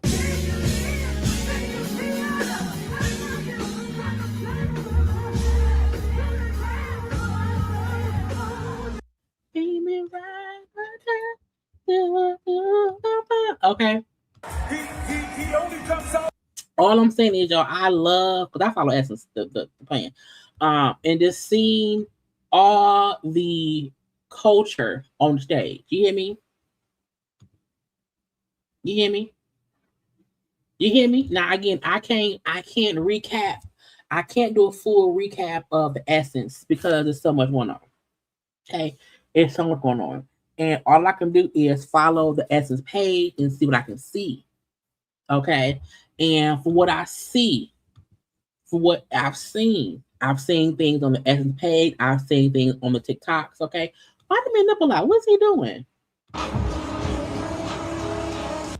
your nipple up. What are you doing, girl? Stop gyrating around here. But just seeing all of it.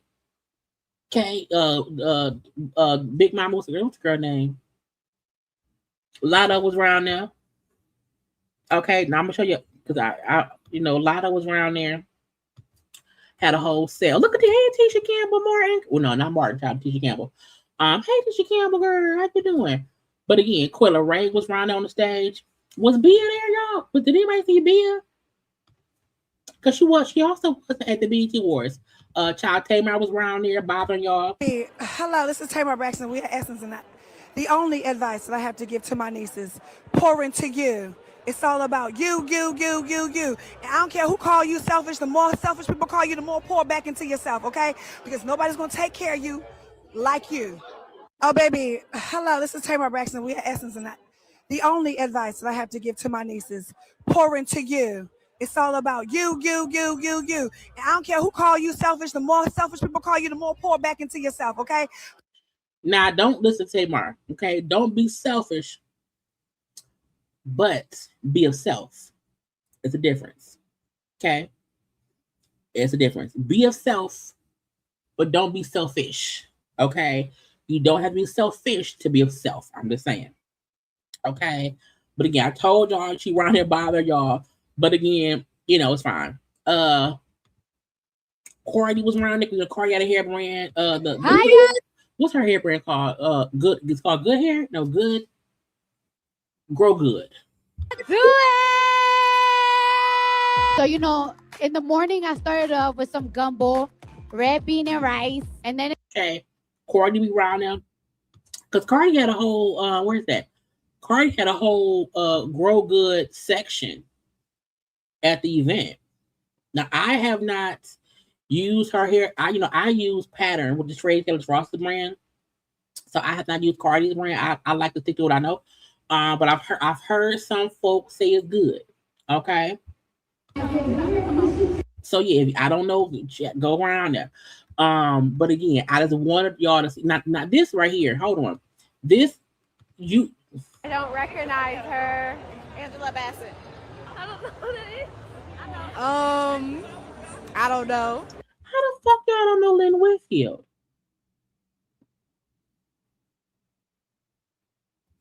Why these children round there not see? Get them back in the school, child.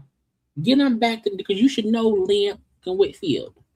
I was about to say Angela Bassett. That's not her. Oh wait, I seen him in some movies. Now, first of all, this is a horrible picture of Idris Elba. I still recognize him, but still. Does his name start with a D? Is that Denzel? Bitch, what? Oh, babe. Who? Idris Elba. Why can't I think of his name? But Takers. He wasn't Takers. What is his name though? Idris Elba. The fact that folks is off the side snitching. Idris Elba. Idris Elba. I don't recognize that one. Is she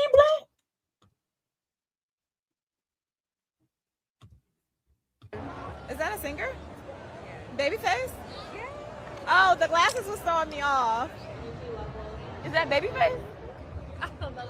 Now, that dude looks like an old picture of Babyface. I don't think that's him now. Is that Babyface? Look, get the. You should have the entry into Essence Fest should be recognizing the black people. Okay, come on, I keep on and our forever First Lady Michelle Obama. Okay, looking good, girl. Okay. Just saying. So again, from what I see, a great time was had and whatnot. Now Cardi did Essence Fest. I watched it on TikTok at it was like 1 o'clock in the morning here. Okay. that was my thought, y'all. Is she black? But Cardi had her. She did her. It was a good hour. It was a good hour, child, but she performs a shortened version of her tour set and whatnot. She had 2 outfits with the yellow hair.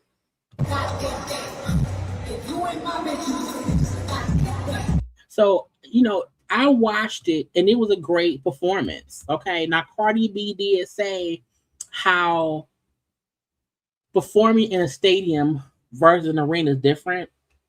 And she's like, I was yelling because I thought they couldn't hear me.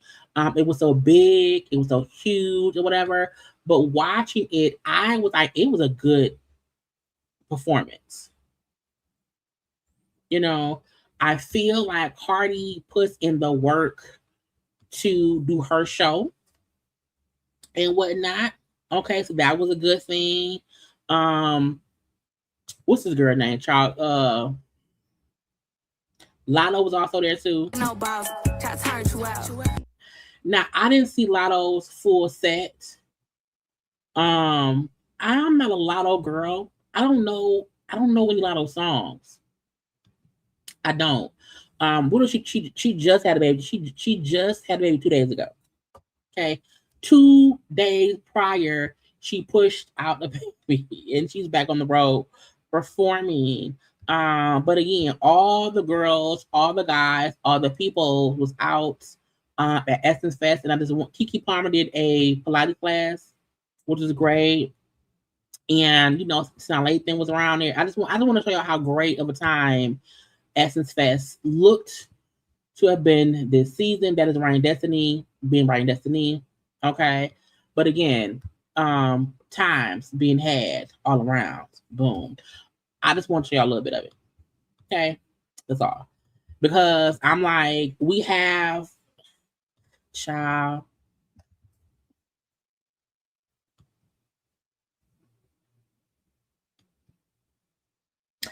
Take all their black cards. They did not know nothing. Okay. And a lot of those are good. But a good time seemingly was had by all. I want to call some of those stuff. I was on the cover Cardi's performance at the Essence Fest. She did night 1 as a headliner. And again, she did good. For anyone who did not see Cardi's tour, again, I saw her tour via TikTok. I saw this via TikTok. And seeing that she had to put on a condensed version, it was still a great condensed version. You know what I'm saying? So I can't wait to see what else she does next. Either with a second part of her tour, or if she just waits to tour if she does a third album. I'm not sure. Okay. The crowd sing bananas.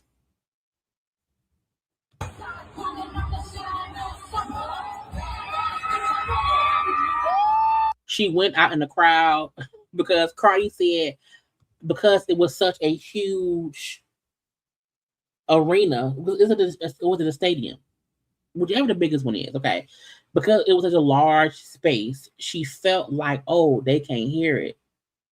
They can't hear me outside the yell. But she didn't know, no, they can hear you. It's just a big ass space. But again, I felt not the money, girl. You better throw that money around there.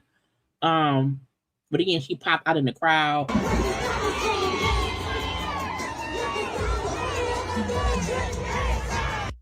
You better party in the crowd, girl. Anyway, again, Essence Fest seemingly was a success and everyone had a great time. Okay.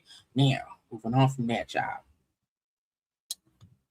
Beyonce released a new song, but an old song. A new song, but an old song. Okay. I remember hearing a little clip of this years ago. Again, back in 2013. Okay. Only Beyonce can release a song that's old, but folks still go crazy. Okay. The song called Morning Dew. Okay. A snippet came out years ago. It kind of went up on the sites and then came back down. Okay. And so, but that was again back in 2013 when it was supposed to be, I think, a part of her self-titled Beyonce album. But now they're like, hey, it's an official lyric video and it's going to release to kick off the official 60-day countdown to the 20th anniversary of B-Day. So I'm assuming. Well, y'all think will Act 3 be a B-Day thing? I just wonder. Okay, I like the song. Donkey. Yeah, I like it. It's cute. You know what I'm saying? And whatnot. But again, he was, oh my god, it's here. Girl, it was here before. It was here before. Okay. But I digress. Tiffany Haddish got caught in a DUI back in 2022. And she's been fighting it since then. Girl, go get it over with. When people take years to hash out stuff, you've spent more lawyer money trying to get out of it than just facing it. Okay. And now next month in Georgia, because the judge denied to dismiss the case, she was trying to get the case dismissed, the DUI dismissed.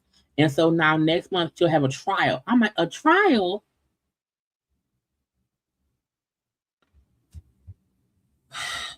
Now, I don't know why it took from 2022 to now for it to happen. Her point was it was a lengthy process, okay? And the fact that it took 4 years violated my rights, the judge said, we don't care.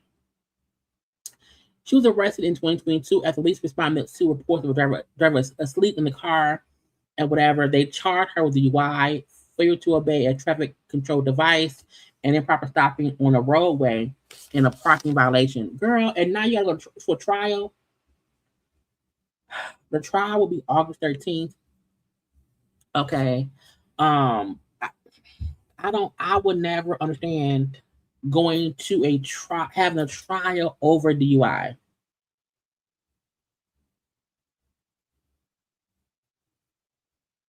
Had you just said, hey, I was a bit drunk, what can I do? What time?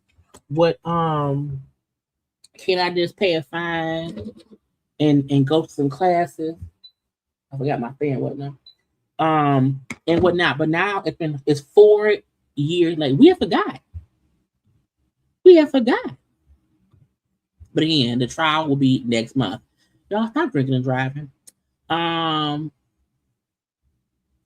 Child, Cardi was talking about her Grow Good hair brand at Essence, and she compared how good vagina is to good hair care products. People are gonna buy it, but if they don't like it, they're not going to buy it again.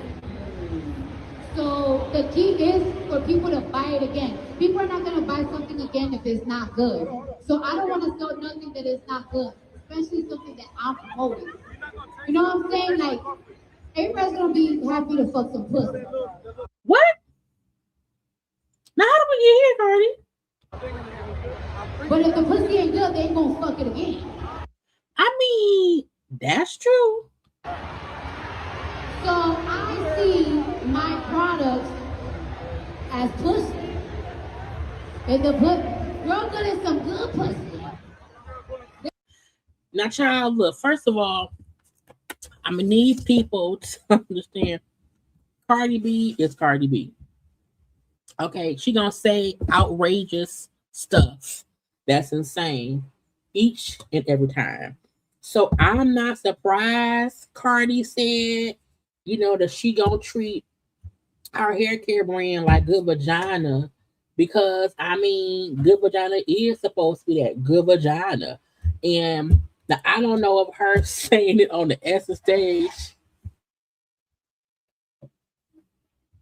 is what she thought she was gonna do.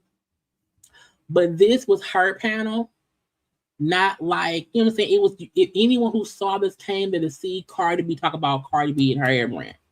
They gotta double back. They gotta double back on the product. You know what I'm saying? Like this. I'm not surprised. Okay. Now to me, maybe Cardi needs to work on her comparison level, because y'all know I compare things all the time. I will compare child, I will say, because some people may say, oh, Canada is not really a different country if you live in Michigan, because Canada is across the bridge, which is across the street. And my thought process was, even if you put the tip in, that's still sex. Even just a tip, it's still sex, even if it's just a tip. So even if you cross the bridge to go to Canada, you still went to a different country. A lot of folk compare stuff that sex parties have. I do too. So Cardi B saying, hey, my hair care brand is like good pussy. Okay, if it's some good, so you want someone to want to come back too. You want them to come get it some more. You want them to want to buy some more. So I look at my hair care brand as, hey, I want it to be good enough for folk to want to come buy more. Because again, if someone buys something one time, that don't even make you no money. You know what I'm saying? If someone buys something one time, it does not make you any money. You want to go, okay, I bought this stuff, and when I run out, I want to buy more.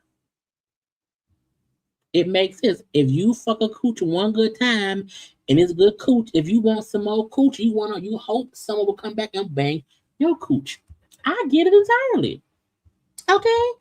But I mean, that's what she does. I'm not surprised. Let me see. Code 45 may try and pardon Diddy. I don't care. I really want people to stop tracing Diddy in his prison sentence. Look, Diddy been locked up since 2024, I believe. And at this point, he been on like 2 years. I don't care. Diddy does not have life. Diddy does not have 30 years. You know what I'm saying? Diddy has an out date that can be anywhere from today to tomorrow to a couple. You know what I'm saying? I don't care. I don't care if Diddy gets out in 2028 or 2027 because he getting out. So I'm like, if Code 45 pardon that man, I don't give a fuck at all. Okay, so when he get out, let him be out. Fuck y'all. Y'all, do y'all watch Chicago PD like I watch Chicago? I love LeRoy Hawkins' character on Chicago PD.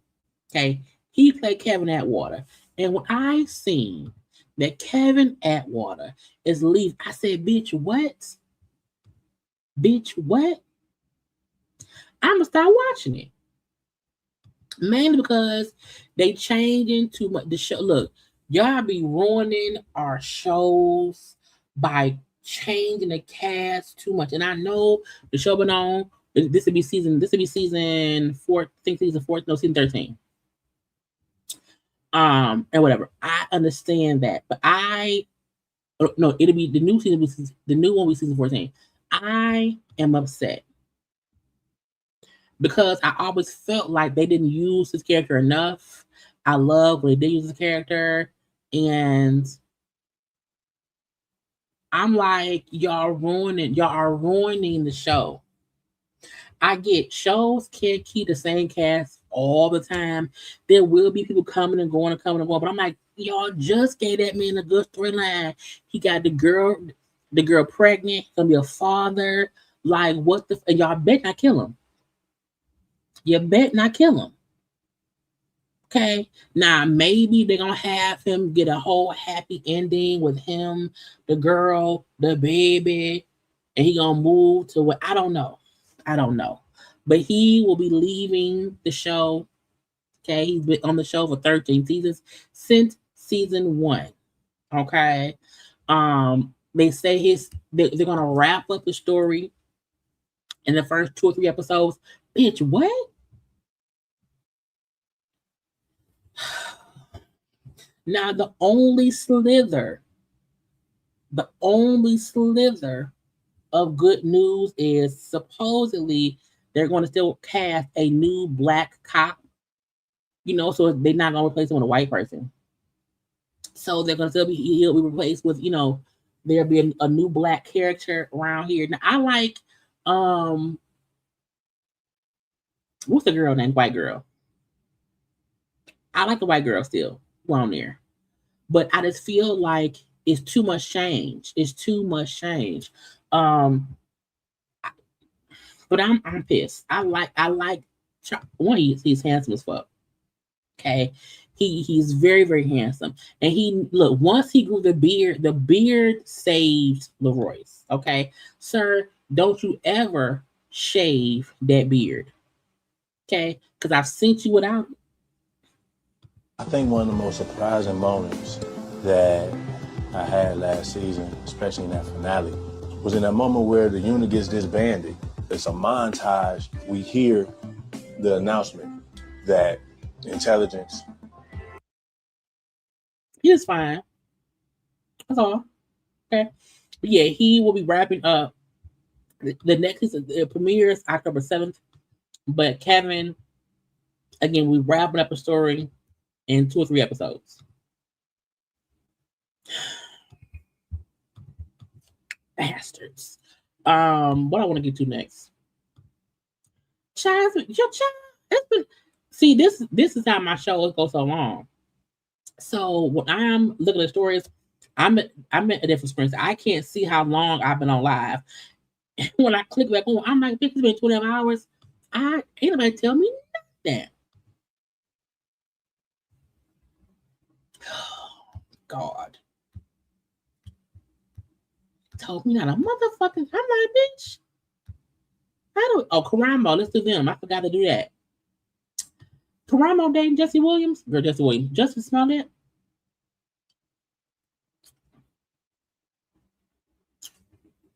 Now, first of all, I wouldn't have guessed this one at all. Okay. Now, he was talking with Carlos King.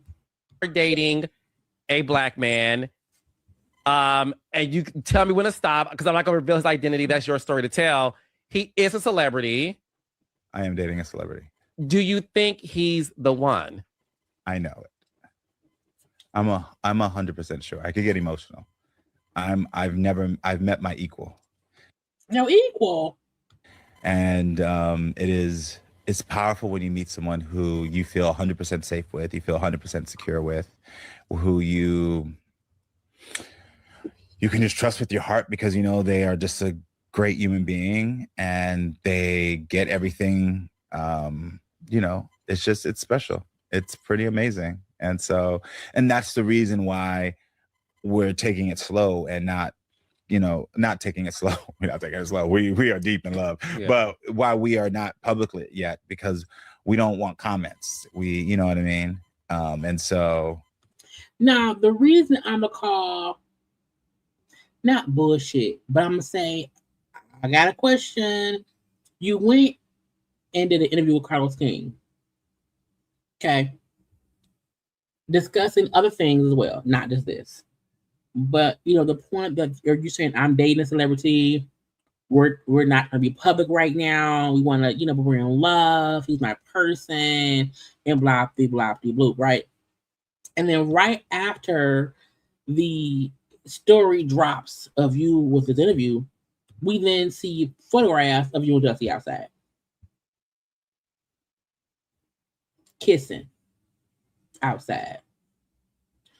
Good, clear photographs of you and that man. Okay. And so a part of me be like, and not you looking in the camera.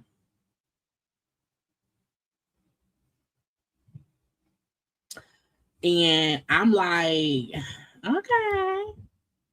So I'm like, so we are trying to hard launch, soft launch the relationship. Because I just feel like when you are privately dating someone and you've been privately dating someone, the moment you say I'm dating someone, why is that the time these candid photographs of y'all together show up? Remember when Jussie Smollett, was out here and he got engaged to old boy. We saw those photographs online when he was like outside someone proposing. So, I love love. I want everyone to find love in whatever shape, way, or form of fashion they can. I also feel like y'all wanted people to know y'all were a couple. Now, Jussie was engaged to someone recently, and I do believe they probably broke off the engagement a while ago, and Jussie and them did not announce the breakup of them as a couple until recently because he was then dating Karamo. So I do feel like he announced with the announcement of the Jussie is not. I think I discussed it a couple weeks ago. Jussie's not with the fiance anymore. I think the reason they made that announce is because they knew, hey, in a couple weeks, you're gonna probably see me kissing some man that ain't my fiance. So let me try to get ahead of the situation. Okay, let me get ahead of anyone saying, "Oh, I seen Jussie outside walking hand in hand with some man child," and guess who ain't? You know what I'm saying? So part of me felt like, oh, he's trying to get ahead of it. Not saying they were not dating privately, not saying they were not a couple or whatever and whatnot, and bloop, bloop, bloop. I'm just saying this is a carefully coordinated announcement of y'all being a couple. Okay. Now, I don't know Karamo like that. I knew him from the real world, and he done other things since. So he has another reason to do it. Y'all so fucking messy. But yeah, a part of me just felt like y'all are, and again, you have a right to announce whatever you want to announce. You know what I'm saying? Like there's no reason as to why Google just and Karamo. Because I had seen other images. I had seen this image of them together. And I said, in this photo, to me is more, we were out somewhere walking and someone took a picture, whatever. I had seen that picture first and this picture. Let me see if I can go to this website, try to get a picture. I had seen those pictures first of them, and I said, "Oh, you with Karamo? Oh, okay." And so after these two pictures of them came out, then these came from the TMZ site.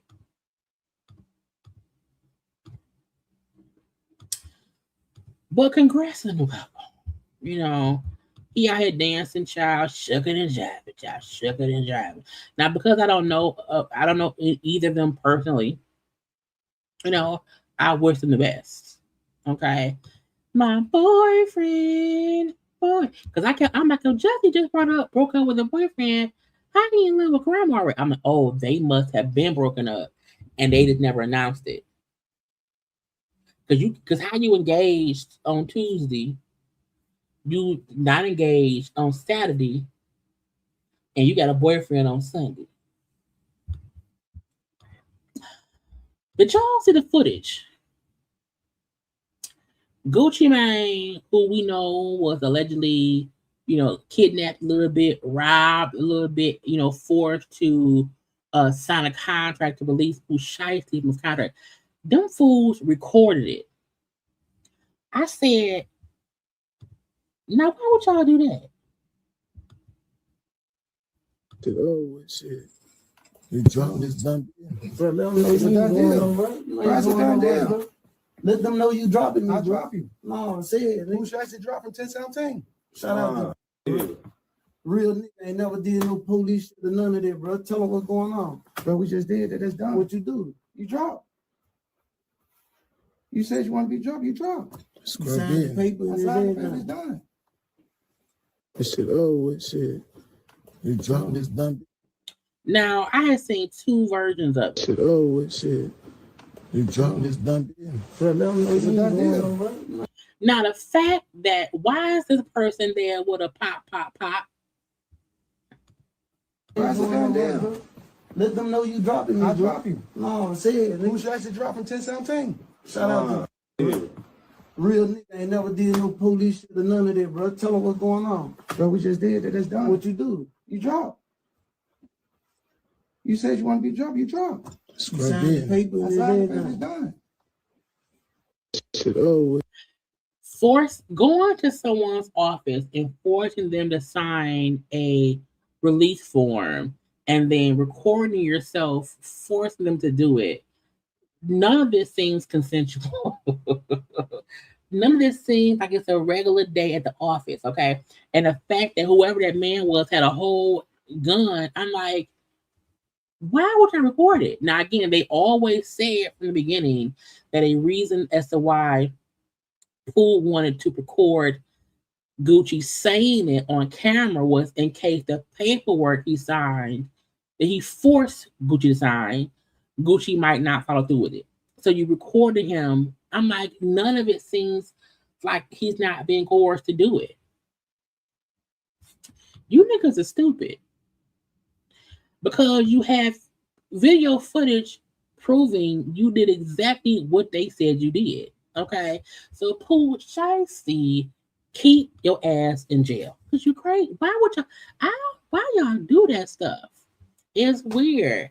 Now, the reason I put Chris Brown on my thumbnail, okay, at the time I had did it, well, because that was right after the whole, $13 million judgment against him that went to his former housekeeper was bit by that dog. And I said, oh, Chris needs some money. He need to make some money. Chris is on tour. Him and Usher is on tour. They've added Mario to the tour.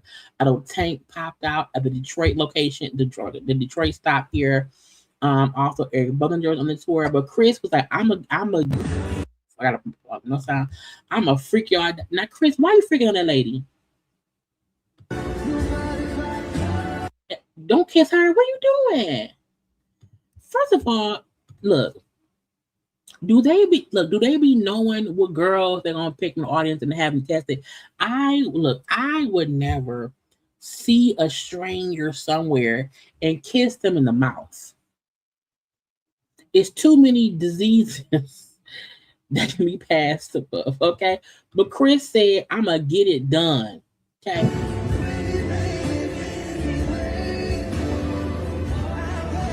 Now I've only heard great things about the concert. You know what I'm saying? I've heard great things. It's a great time, a fun time being had by all. Chris being real freaky deaky, kiss her in the mouth. Kiss her in the mouth. Okay, now first of all, if Chris Brown kissed you in the mouth, you might go fuck him. Once you kiss a stranger, y'all have already exchanged bodily fluids. Go ahead and fuck him. Now Chris is also I said, Chris, what did you do it? Who girlfriend is that? Where her pants at? Girl, not again. It was not again here in Detroit. It was 100 degrees. Okay, it was 100 degrees. Okay, so I'm pretty sure most people came, dressed as little as they could or whatever. But I was like, why, girl? Hold on, Chris around here, girl. Stop shaking your booty. What is going on? Again, now there's no penetration. She has clothes on. But Chris, first of all, this is how actual assault allegations happen. Because Chris Brown up here simulating sex, okay, on the stage. And then she's twerking it and shaking it. Girl, what did you do it? Girl, what did you do it? It is parasites. It is parasites going on. What is girl? No, and also, Chris, at this point, you might as well fuck her. Sex can be had at this point. Once you have gyrated and humps all of my booty, okay, we might as well go back to the hotel room and then bang. I'm just saying.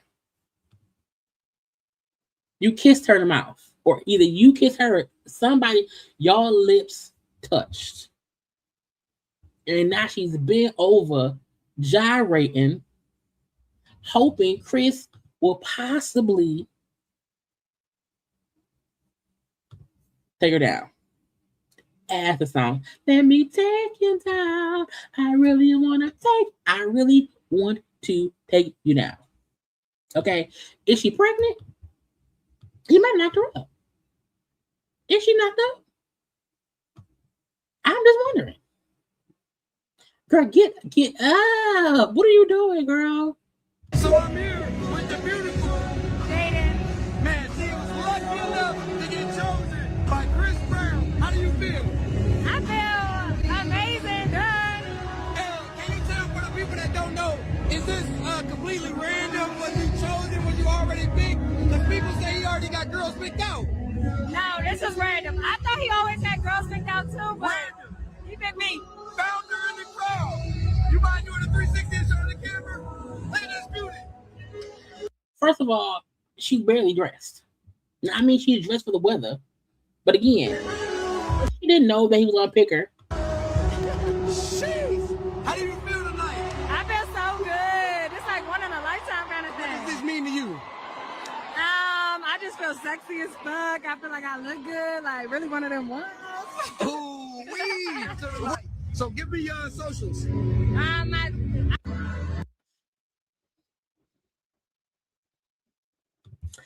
Chris Brown is out here letting y'all know, I gotta make the monies. Okay, I owe someone $13 million. I have to get some more money.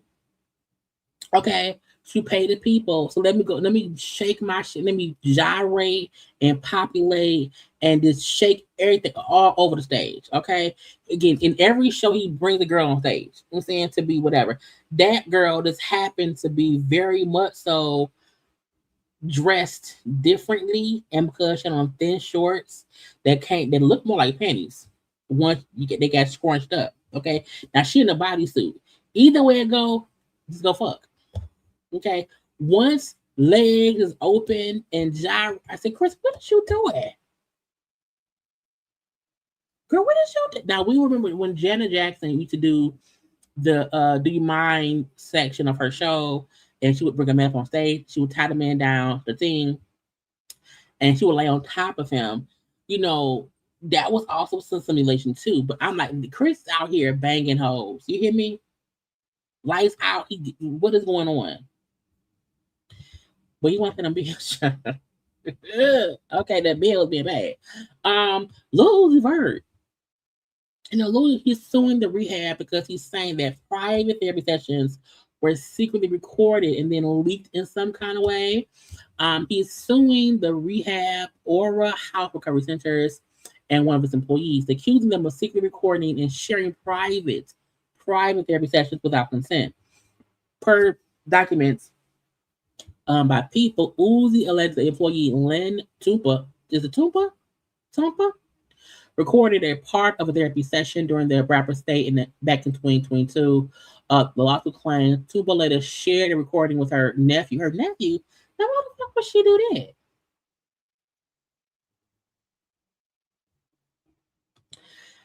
The lady recorded it, shared with her nephew, and some kind of way it popped up on social media in 2024. The lawsuit accuses the rehab center in Tumpa breaching, violating, all that shit. Okay. He's seeking compensatory damages with punitive and statutory damages with the amount to be determined at trial.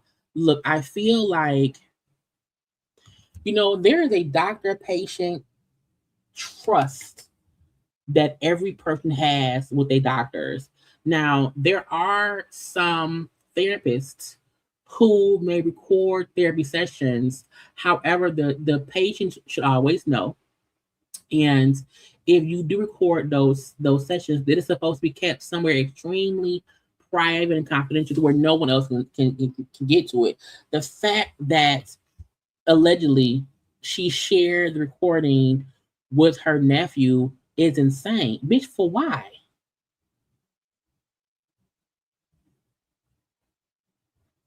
Bitch, for why? Why would you do that?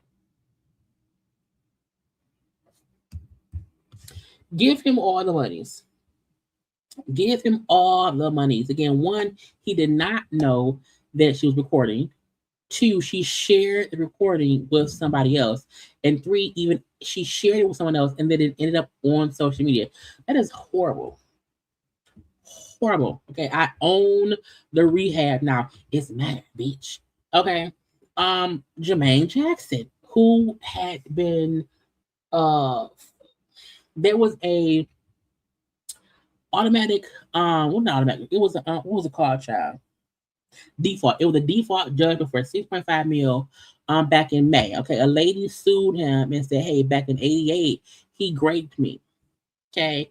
There was some raping going on. There was some things going on. He did this or whatever.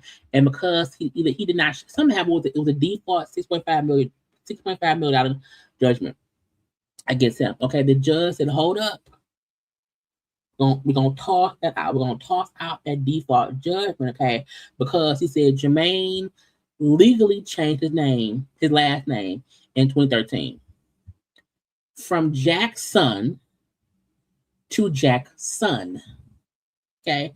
So from Jackson, S-O-N, to Jackson, S-U-N, okay, with a U. Okay. They served the lawsuit and published it in the LA Times and stuff under Jackson, S-O-N, and not Jackson, S-U-N. Okay. Now why we do that? Now the funny thing is, I'm like, now why would you no, the O to the U? Okay. You're not Rita Butler Barrett, okay, is the one who filed the lawsuit against him. Okay, again, she claims that in 88 he raped her at her house in Encino. And he never responded back to the lawsuit, so that's why the default doesn't happen. But again, the new judge tossed it out, saying, "Well, you can't because the name you used is not his legal name," and that's a thing. You have to have all of the things. Now, did Jermaine do that to avoid? Well, he changed his name back in 2013. I did not know. Because it's the failure to use his true legal name. You can't do that. Okay, the failure to use his real name, compounded by plaintiff's decision to publish in Los Angeles while Jackson he was living overseas. So you published something in the United States, and he don't even live here, meaning she would have had to publish it in wherever he lives. Again, okay, he has 10 days to respond to the complaints. So the case did not go away. He does now have to fight the case. It said he had been ghosting lawyers for years and conveniently changed his last name to a spelling most people don't know. Again, I'm like, girl, nigga, did you do it? Did you do it? Okay. Once people start doing little random shit to avoid prosecution, so I'm like, oh, he may be a little bit guilty. I don't know. Okay. But again, fix it. Big Tigger in them. So one Big Tigger's co-host, okay, is suing Big Tigger's wife. Okay. Francesca is suing Alicia. Okay, because she's saying the allegation that you put forth of me fucking your husband has professionally caused harm to my reputation. I am suing. I filed a federal lawsuit for federal defamation. Okay, federal. I said, bitch, what is going on here? Okay, but again, I get it. Okay, the accusation sparked worldwide attack, harassment, damage my reputation. As I didn't fuck your husband. Okay, but we know what it is. Now, the wife said, "Hold on, I wrote all that." But her point was, okay, cool. You want to see me? Fine.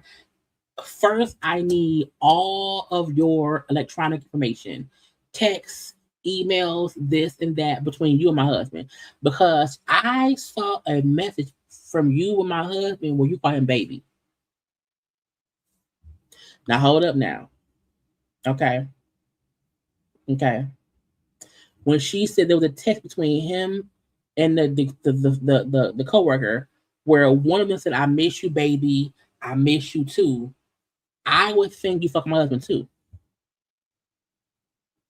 Okay. I would think you're banging my if there is text between you and my husband, even if it's just one, where you say, "Hey baby, I miss you. I miss you." I'm gonna also think you're fucking my husband. And I feel like, the wife has a right, now she should not have made it public on social media. But I get her saying, I saw something that did not sit right with me, and this is why I said it. So let me see all your stuff for this case, and we will go to court. Girl, Tigger,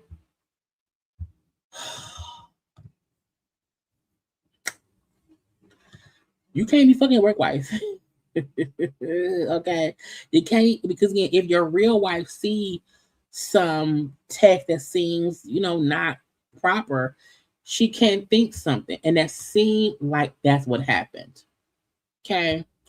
But look, y'all, because I've been talking for 3 hours, y'all, a little minute or two, okay, like the video, and then come on back.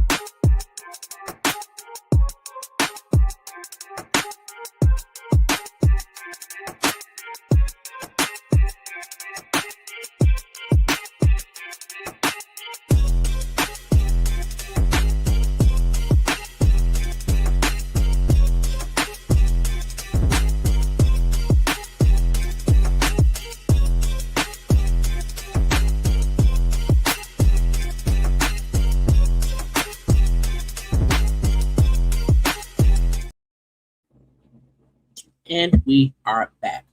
Okay. I want to get into one, Megan Thee Stallion. Okay. Megan and monograms have been back and forth in it because Megan won the defamation lawsuit against Milagro when Milagro was working for Tory Lanez or in support of Tory Lanez, and she was harassing Meg. That Meg won that judgment, and Milagro owes her $75,000.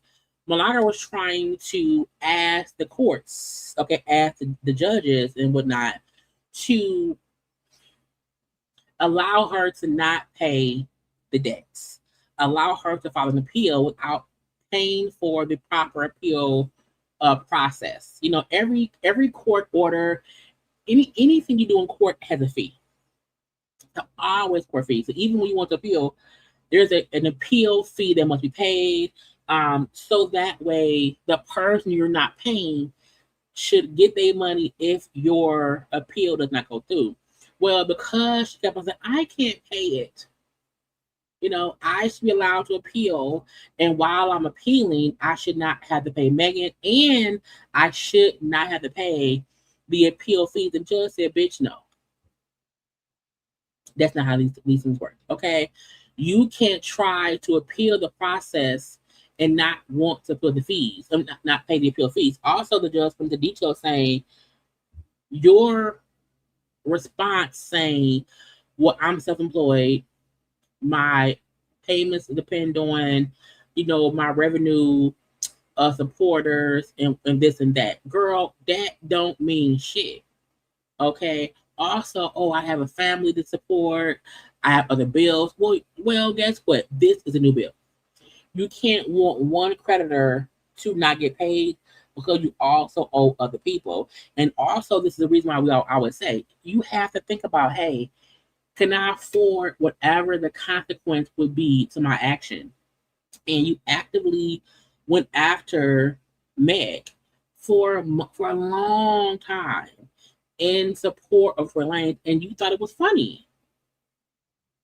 Even while the trial was going on, my fans and blah, and ain't no one helped you pay shit. Not even Tori. So now you owe her $75K, and the judge has now said, hey, we are not going to allow you to not pay her. Okay. It says Grants failed to provide sufficient evidence of financial hardship and did not show that her appeal was likely to succeed, meaning you're trying to appeal, but the reasoning for your appeal ain't even a valid reason.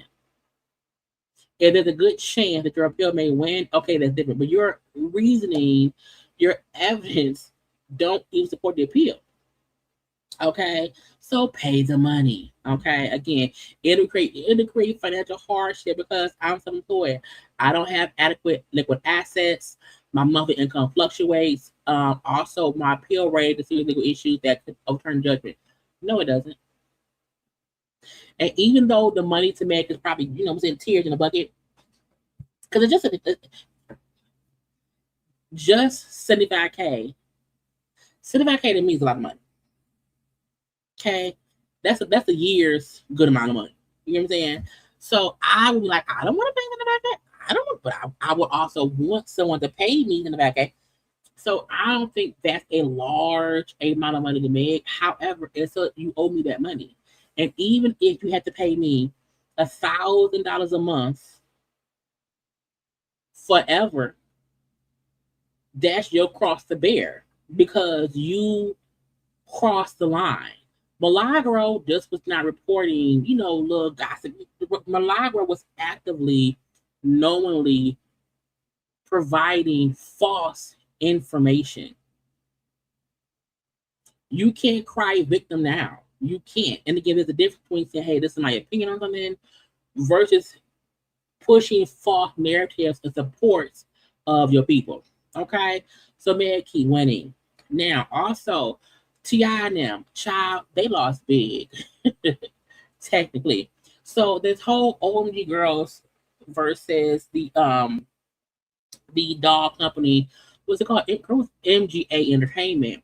Now remember, this case had won the trial, I believe, 4 times prior, and things kept happening one way or the other.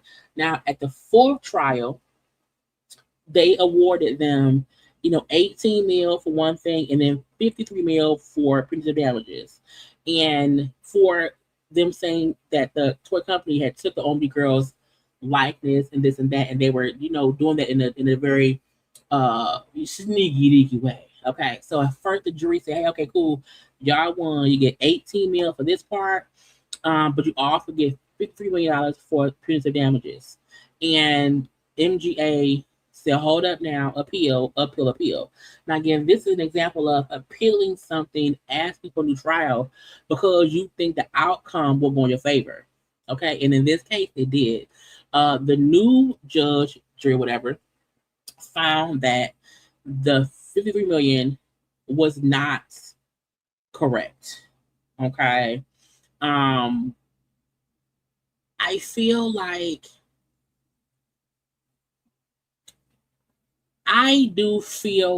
they could have gotten a little bit more money, but maybe not the $53 million. Okay.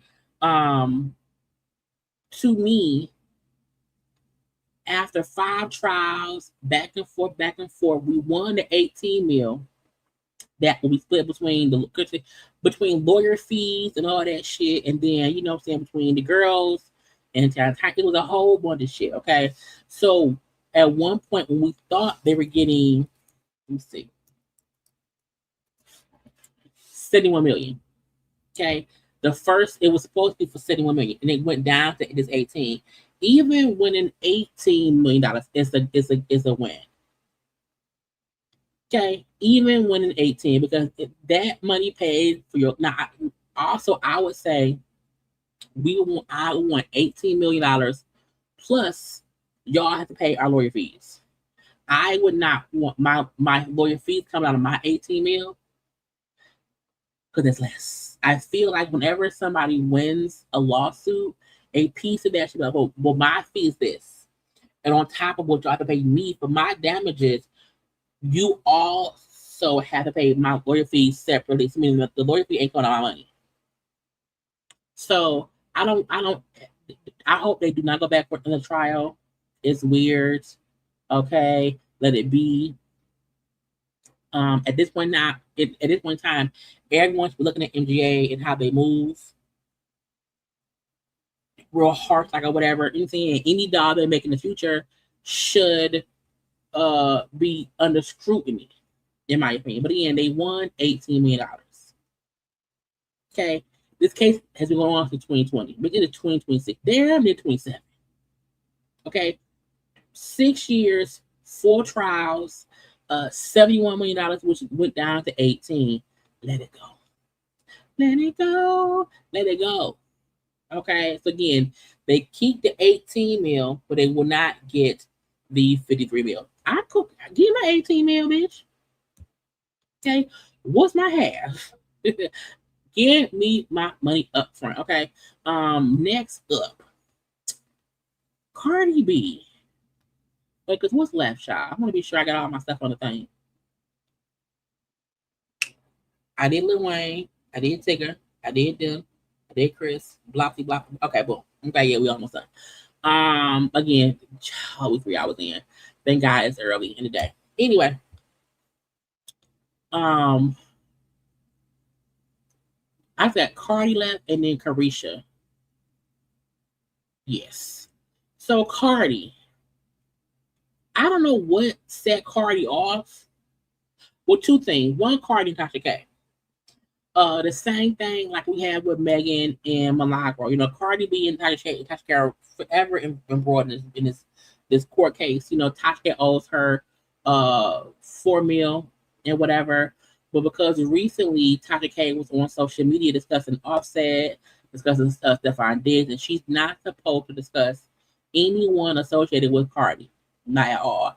And Cardi took her back to court. So in addition to on Cardi the $4 million, again, in addition to the $4 million, Tasha now owes Cardi another $60K. Now, at first we thought the amount was going to be over $100,000 because the court said, girl, each time you mentioned Offset, Stefan, and Cardi attorneys had to like track what you were doing. Those fees were being counted up. Okay, so at first Cardi's lawyer tried to pay, try to charge $110,000, but Tasha K settled. Okay, Tasha K and Cardi B came to a settlement, and Tasha K would not pay Cardi B an additional. And again, this is in addition to the $3.9 million she owed Cardi, an additional $60K. I said, bitch.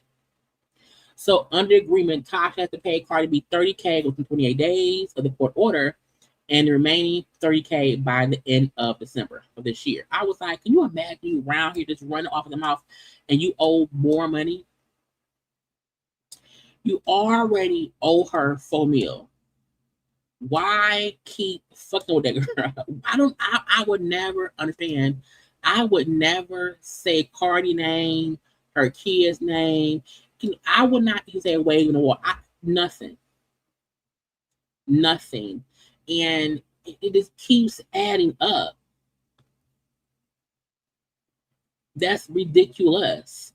And, you know, you have to pay Cardi lawyer fees if you're still paying Cardi because Cardi not paying her lawyer fees. Okay, girl, go sit down somewhere. Cardi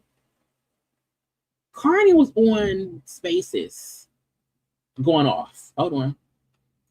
And we believe it was on Akbar. Now, Akbar has been child poking Cardi for a while, and Cardi had not been responding. Cardi had been ignoring her, but Cardi had been busy touring, doing shit. But Cardi had a moment, and she said, I got you, bitch. Gonna love you. Nobody love you, bitch. Get in the fucking casket. You don't got a family, bitch. You don't got shit. Fuck is you talking about? Telling me get in the booth, bitch. Go get in a fucking casket. Get in the ditch, bitch. Get in the ditch. Nobody give a fuck about you. Bitch, I'm a fucking rich ass bitch. I'm up about 75 million and you telling me go get in the fucking booth. Bitch, get the fuck out of here. Don't tell me what the fuck to do, bitch. I'm a fucking boss. Fuck out of here. Go tell one of them bum ass bitches to do that. Cardi, go eat some food, girl. You hungry? You gonna tell your fucking nigga, your husband, fucking baby mamas to get in the booth, get in the kitchen, get whatever the fuck. You don't tell a boss bitch like me to do nothing. Fuck is you talking about, bitch? I could pay you to get in the booth. Bitch telling me to get in the booth like she gonna make me some fucking money. This bitch telling me to get in the booth like she gonna make me some fucking money. If I get in the booth, bitch, what you gonna make me, bitch? What you gonna make me, bitch? Nothing. Gonna love you. Nobody love you, bitch. Get in the fucking casket. Fuck out of here. This is 2026. It's time for you. It's time for shit to make sense. It's time for shit to make sense.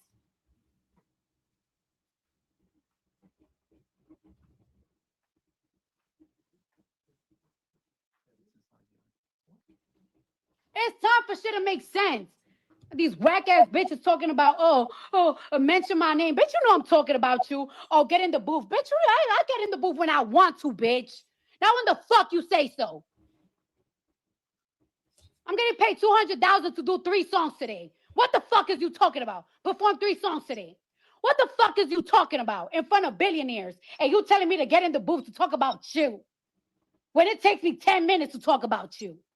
Fuck out of here. Always want to talk about fucking, always want to talk about niggas this, niggas that, niggas that. You such a bad bitch. Why you on the internet begging niggas to fuck you? Not begging for sex.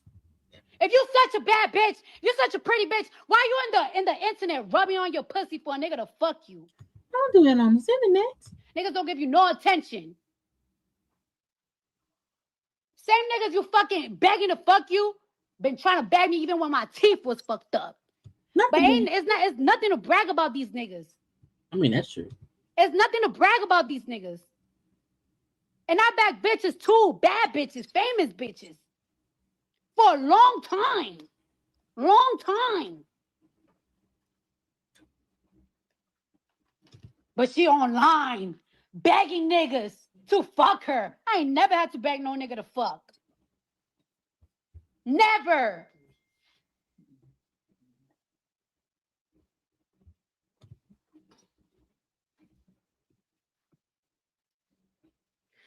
I don't give a fuck where she goes. Where she goes. I don't give a fuck where. Tell her to heal. When she heals, tell her to come talk to me in real life, in person, face to face. Tired of this bitch. Bitch, you talk too fucking much. I'm about sick of you, police ass bitch. Bitch, you the cops. Even niggas from your own block said it. Look, Cardi went off and went off and went off. Look, I feel like Cardi be on Twitter Spaces and someone will bring up, oh, what song, and then she goes off. She goes completely off.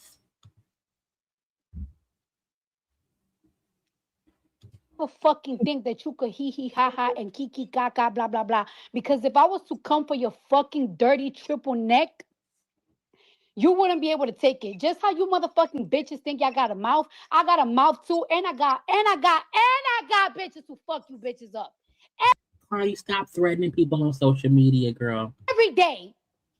Akbar V is Akbar V ain't worth it. Every day, bitch. Not only do I got a mouth to defend myself, I got bitches that will fold you again and again and again and again. And by the way, get the fuck out of my niggas' DMs. Not my nigga as in a nigga that I'm fucking, but my homeboys' DMs. My homeboys will never turn their back on me for you, bitch. Get the fuck out of my homeboys' DM, bitch. Thirsty, fat ass. Asking you who fucking with you. Bitch, my homeboys will get you folded over me any day, every time. I'm like, don't ever come. You bitches really want to be friends with the brim. That's really what it is. Every single time you bitches want to fucking come up or talk about me, y'all always want to bring up a nigga. You fucking think that you could hee ha ha and kiki kaka blah blah blah. Because if I was to come for you, why you bitches always want to bring up niggas for? For what? Because the niggas that you know me, baby daddy number 1, baby daddy number 2, bitch, both of them love me down, bitch. Y'all always want to bring up other bitches. Always want to bring up other bitches. Why them niggas is not with them other bitches you bitches always want to bring up? Because once I leave, they never end up with them bitches. Now, Akbar V, of course she heard about Cardi going off. Of course, she heard it. Okay. Now Akbar was right here talking. Who you talking, Cardi? About what? 304? You can't pay a bit to touch me. Why she ain't got no period, no question mark, no commas, or no punctuations? Okay. I promise you, show me the video, baby. If there's one, all that cap, let's see, video posted. You just out the blue. Girl, she out the blue saying some shit, weirdo ass bitch. Why you don't say my name? Cause you don't deserve it. Cardi probably would never say Akbar's name until she probably does a video, a song on her album. And she might make up her name for that lady. Why don't you her name? All that sneak dissing, I'll wash you on the track. You started crying like you always do, throwing temper tantrums. This is hip hop. Hobo cry in a hearse, ugly girl. Reading almost gave me a stroke. She not talking about me because I be see going to New York untouched, unbothered, and I be in my city unbothered. Ain't no bit gonna play in Atlanta with me. I'll wake the city up.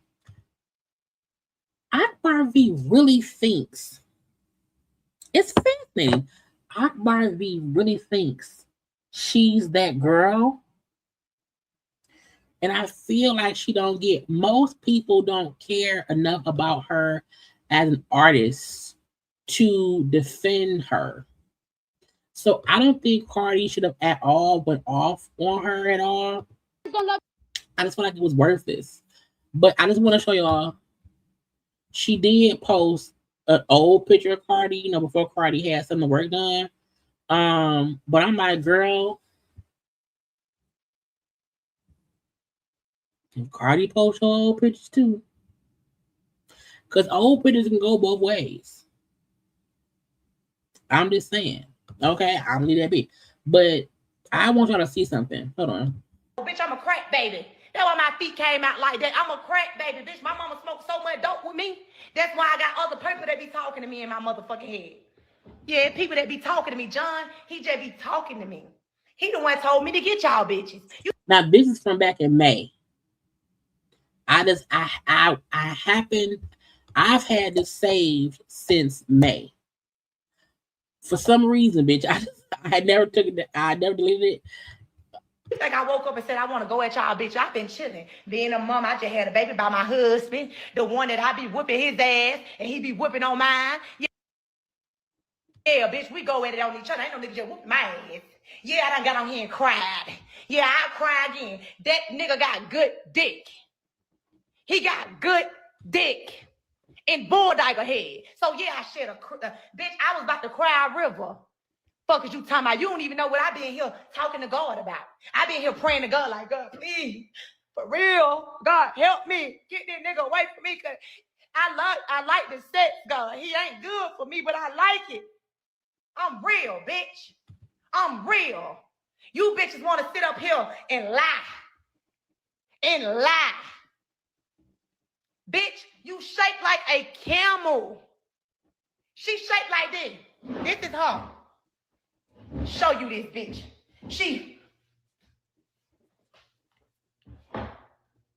I'm from Memphis, man.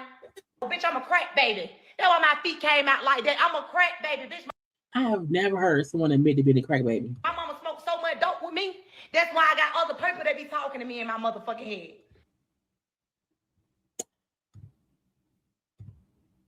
I don't got no beef with Cardi. Cardi, get in the booth, rap. This bitch been dissing me. Cardi done dissed me several times. Child, please. This is rap. And you know why I applaud the bitch today? She ain't said nothing. She ain't got on here with no ranks or nothing. You know, she done growed up. I just fought this shit. I don't got no beef with Cardi. Cardi, get in the... Y'all want to know what Lotto did? This what Lotto did. I was cool with Lotto. I didn't have no smoke with Lotto. Brianna done start rapping. The girl Breeski, she done start rapping. Lotto don't like me because of Breeski over Savage. I love it Savage. I did. Savage was the first nigga to give me a feature. A feature on what? That's why you don't see me saying nothing about Savage, because to this day, I love Savage. He didn't have to do that. And he was already big. Like, he was like pumping. And he did that because of Bree. Bree asked him for me to give me a feature. And he did it. Lotto get on the interview. I don't like no bitch my nigga ever fucked with before me. I don't like no bitch after me. I don't like did it. I see Lotto. She stopped speaking to me. What the fuck I do to you? I didn't do nothing to you. We were cool. You were calling my phone about your scooter. Telling me to tell him, stop playing games. Y'all want to know what's wrong with you. And I was taking up for you. So why you got smoke with me? Okay, boom. I ain't paying it no mind. Whole town telling Bree, hey, Bree, man, like, I like Lotto cool, man. We hang out that little soul. I fuck with her. I promise y'all, there's no lie. I do not lie. I'm not a liar. Now, do I exaggerate? Yes. I exaggerate. I'm a very big exaggerator. Exaggeration is another word for liar. I'm not a liar, though.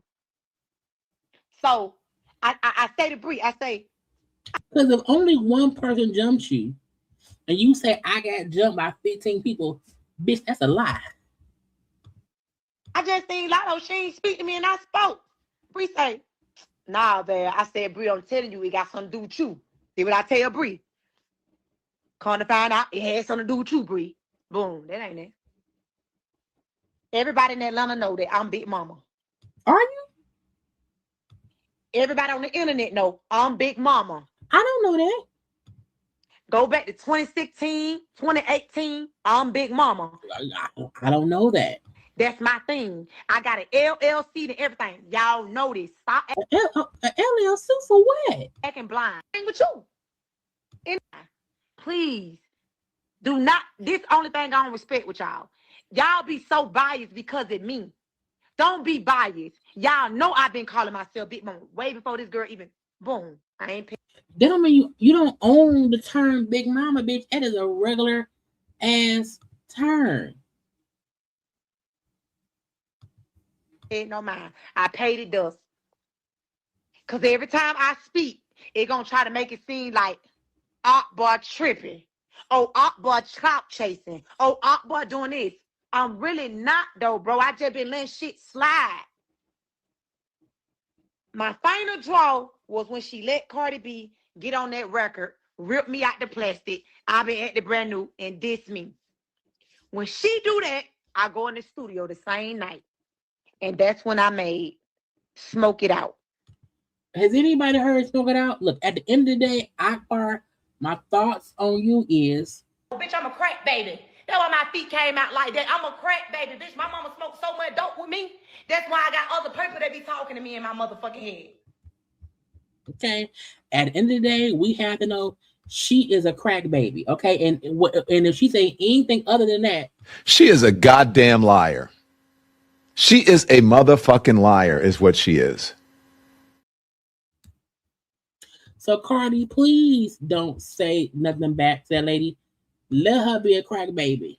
Okay, let her be a crack baby. Let that be that. Okay.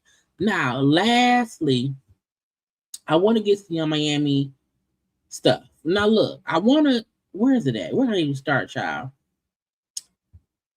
This whole spinach debacle. I feel like people are putting 37 on 2, not 20 on 10. I feel like everybody acting stupid, and I don't know why. I don't know the lyrics. Let me Google it because I don't know the lyrics to Spin That. Okay, is it called Spin That? Is that what it's called? Let me look at the lyrics. Chorus. The chorus. Where are my scamming ass Negroes at? Spending that money fast. 20s, 50s, 100s, cash. Boy, going back on your bag. Boosting bitches where y'all at. Stuffing that shit in your bag. Just to flip it, pop some tags. Girl, go and go your bag. Okay? And the post chorus is spin that shit, spin that shit, spin that shit. Okay? Real simple, real ABC. Easiest 1, 2, 3. Okay. Verse 1. I've only heard the chorus part a little bit on TikTok and the IGs. I've never heard the full song. Okay, verse 1. I like a gangster ass nigga making more than 10 figures. I'm a down that bitch riding with you in the splat. Only fuck with the hitters. For his girl, he a tricker. Calling up his trap phone, pussy nigga, where you at? Show me where you spin the block on your ops. Hanging out the drop, screaming, fuck the cops. What we doing, nigga? Show me where your hood at. What's your face card, nigga? Where you good at? Okay, and then chorus. Where all my scamming, blah, all that. Okay. Verse 2. Where all my bitches getting money like they niggas. Put it up in case the feds come and get them. Got their own, don't do it for the plot. Badass bitch, make a nigga cop and block. Pussy smooth, make a nigga think he landed. Boss up, fuck nigga, who you playing with? Riot plan, wrong bitch, nothing average. Bust down, attack, I ain't never been a playing bit. Chorus, spin that, okay. The outro says, this is for all my boss bitches and boss niggas all around the world. Get it off the muscle. That's doing the best they motherfucking can. I see y'all. I feel y'all. This for the hood. Nigga 305. Get money or lay the F down. Get money or die trying, bitch. Spend it. Now, first of all, those are horrible lyrics. Like, and I don't mean horrible as in, oh my God, it's so derogatory. I mean horrible as in just bad. Just bad. Like the reason I like the chorus song, I like the beat. Okay. I like the beat, and that's really what it is. However, now that I've read the lyrics, it's a horribly written song. It is. It sounds stupid. Now, is the beat catchy? Yes. You know, I can appreciate the beat is great, but I'm like, we also not gonna act like there are not other songs that come out that we say we don't like.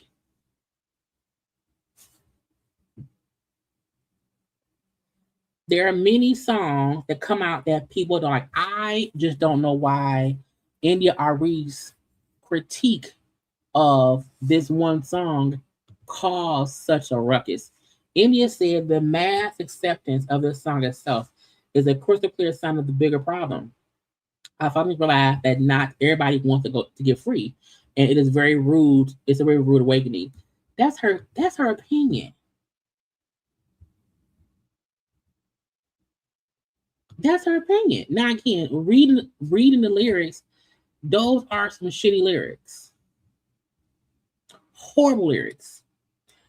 Horrible. But to me, it's bad writing. You know, so to even accept a horribly written song because the hook is catchy is ridiculous, in my opinion. Other folks then said, I'm calling for a boycott of the Miami song spinning. Now again, India didn't really say the song in her post. Someone else, I'm calling for a boycott of the Miami song, spin that. Okay, I believe it's degrading to our culture. At some point, we take blah, blah, blah.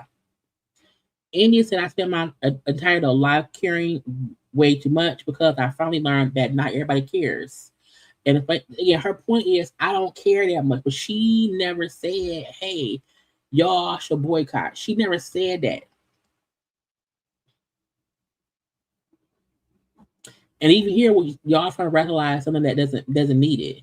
If you like it, listen. If you don't like it, don't listen. It was really that simple. If you do, child, you know how many songs I hear that I don't like, that I just don't listen to?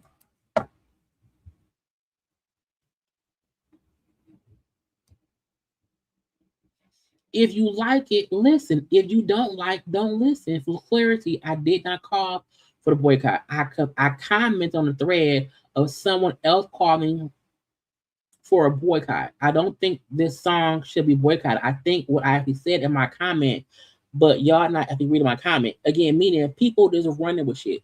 That's why I never like commented on things if I have not seen what the issue is. The issue with the song is it's a good catchy beat. Horrible lyrics. Horrible. And then because people then started trying to hold. Now look, I don't know who young hoes is, who don't know who India Arie is, and to me, she's an icon in the industry as well. She's a different kind of artist. Her music is a different vibe entirely. She isn't an Erykah Badu. She isn't a Jill Scott. She's India motherfucking Arie. And if you know, you know. And I'm not surprised that Spin That ain't her cup of tea. And Spin That ain't the first song or the last song to be critiqued. Have y'all ever read the lyrics to Too Short and Lil Kim's song, Call Me? Hold on. Call me. Call me. No, is it called Call Me? Too Short. It's called Call Me. I'm not crazy. Let me read y'all the lyrics, okay? To Too Short and Lil Kim's song Call Me from the Booty Call soundtrack, okay? The hook of the Call Me song. When you need someone to talk to, someone to fuck you, call me. Okay. Satisfaction guaranteed. Just call me. I'll give you what you need. Okay. Too Short verse. My plane put it down at 11:45. I'm coming to warn you about, show you why.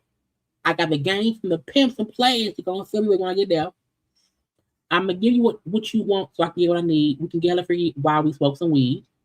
We don't need champagne, fucking the gin and juice. The nigga know what Short Dog and Lil Kim can do. And imagination is understatement. I'm trying to say it without rapping it into my head. Anything you can think of, we can make it. Big money, hit records. Why does get reckless? We butt naked. We never sexless. And when I get there, you know it's time to fuck. Because all night long ain't long enough. To come up, it's just us. You want to know something? It's a big dick, tight, pussy thing. Make us both come. Now, I know that song. If it comes on right now, I can rap it word for word. I can't play it because I can't play it. Okay. Now, let's get to Lil Kim. Okay. Everybody know the king. I'm trying to not rap it. Everybody know the queen getting down and dirty. If you crazy like 7:30, it ain't no secret. Rumors they can keep it. You know, there's only one queen. There's only one ghetto queen with the guillotine, real bitch that carry gas by the slings. Now I mean, some bitches on the other line answer that. If it's a booty call, cancel that. Okay, you want pure satisfaction? I can handle that. All I need is a candle and a porno channel. Look at the top. Now starting to sweat. Peel my booty shoes back so they don't get wet. Now check it. Adjust your phone volume. Look him sure to make your nuts. Making sure to nut. Wait, look him sure to bring the nuts out you. Okay, imagine me sucking the blood out you like a hickey. Okay, I love the phone quickie. I flip myself Mickey. Now that's the proper set off. You can reach out and touch me MC style. Camera short fucking Cali best style. Tell me what you want. I'm telling you, girl, y'all complain about. You see this rapping is. I'm just. Y'all complain about songs that ain't even good. Pop that coochie. Hey, pop the coochie song.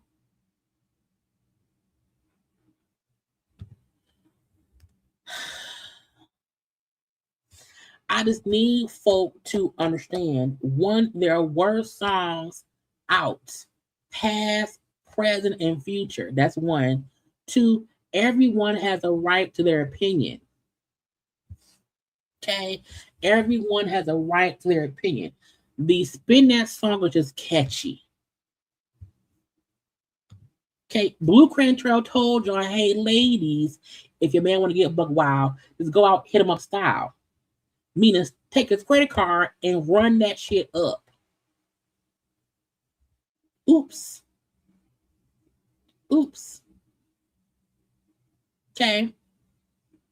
The difference to me between songs of the year that was still crazy, it was good lyrics, good beats. It was just raunchy as hell.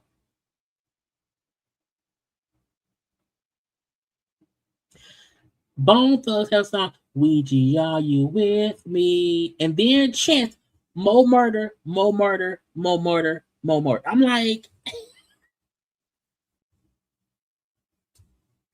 what do y'all mean? You know what I'm saying? What do y'all do? But y'all, you can never get me to hate on India Arie because her point was, I don't think that's the song that I think should be accepted because I don't like it. And her not liking it don't make her washed up. It don't make her old. Because there are young folks who may not like it. I'm not old. I don't care either way. It's a good beat. Tupac told y'all, first off, fuck your bitch and the cookie claim. Okay, West Side Rat coming. You can't, girl. Fuck Biggie. Fuck Mobb Deep. Fuck Bad Boy as a record label girl. And if you don't like Bad Boy, fuck you too. What do you mean?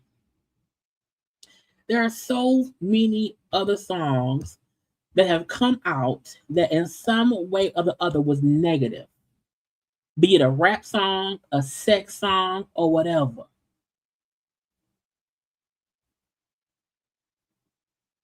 So why y'all acting crazy?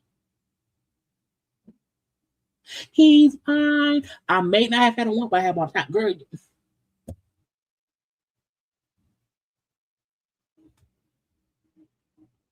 It's morning and we slept the night away. It happened and now we can't, girl. Because it's time for you to say goodbye. You leaving me. I know you have to get home to face your wife. We sing it loudly and proudly. Yeah, I fucked you, and you had a wife. I still. So what are we doing here? So why y'all think Y'all have the right to want to go in on India Arie, an amazing artist. It was always been about trying to uplift and heal people. And she never said boycott the fucking song. Her point was she just felt like, I'm so into you. I don't know why. Oh, wait. Oh no. You're the one for me.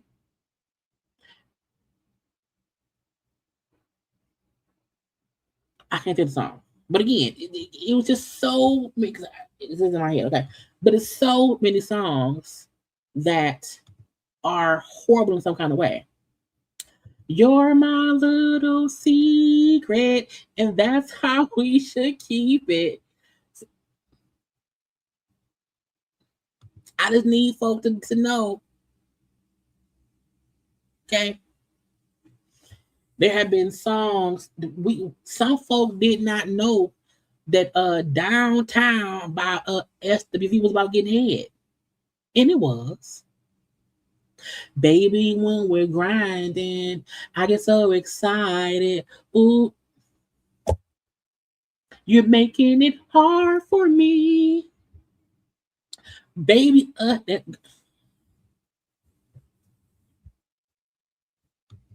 so leave me the fuck alone about trying to bully India Arie. Okay, and then this nigga. Wait, hold on. I'm gonna say shout out to my little homegirl, Young Miami.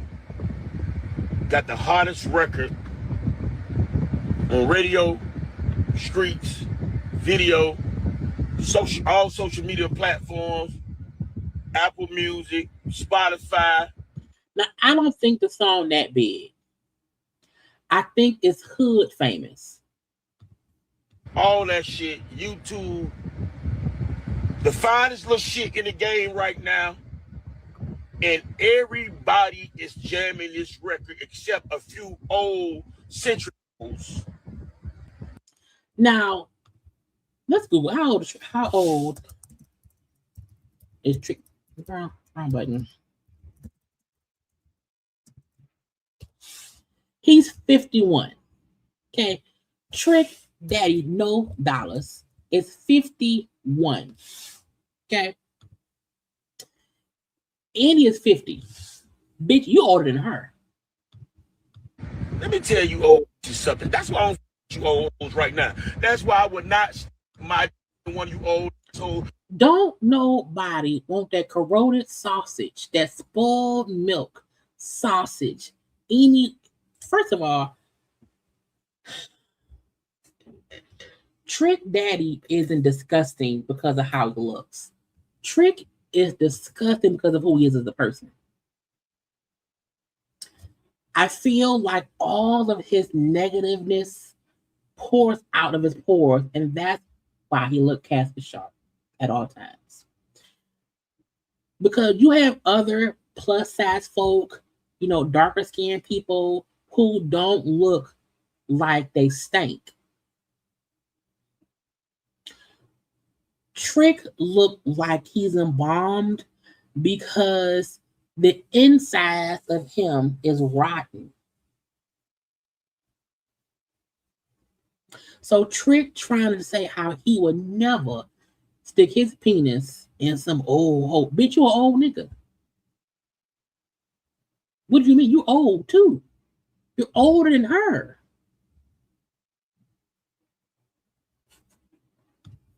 Because you is too modern and too plain, outdated. The game done passed you by. Do you think y'all Miami give a fuck about you don't like her record? Yes, she does. So much so it made the rounds on social. Yeah. You take our time to go on social media, the down talk a girl. We've been talking negativity in every music, every song since before I even started doing music, and I've been doing it mother 30 years. And again, that's the point. People have had opinions on music for years. So why y'all upset because she had an opinion? So fuck Trick, okay? Not Trick Daddy. Okay. We also saw that Young Miami was retweeting some posts. Okay. She retweeted, you got to be old, walked up with no motion to hate, spin that. Enough. There's been so many more since a song about murder. Again, so she was retweeting things and whatnot. Now, also Nikki Gilbert. Now, we don't. Now, oh, she came on thing. Hold on. To make something clear. Hold on. It's being wrongly reported that I think we should boycott this song of the summer. I'm not going to tell you what it is because I refuse to sing that song, but either you know what it is or you don't. And if you don't, you can go find it. It's very easy. But I don't think we should boycott. What I want is to see people understand the power of words and music. Boom. And to make choices that are healthy for them. That's what I want. Do I think it matters what I want for people? No. I have finally learned that it doesn't matter and that there's no amount of sacrificing my life force energy that is going to make anybody want anything better for themselves. All I can do is emanate what I emanate, stand for what I stand for, and hope that it reaches who it's meant to reach. And that's it. And that's all I'm going to do. And so my comment makes it very clear that I don't think we should boycott. My comment is tantamount to everybody doesn't want the same thing.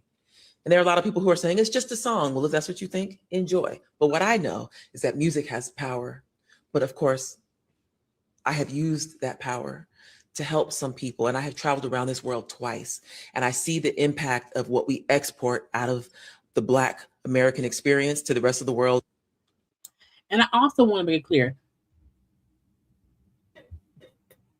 people who don't understand that words, energies, and all that stuff have power is why your ass be sometimes crazy in the first place.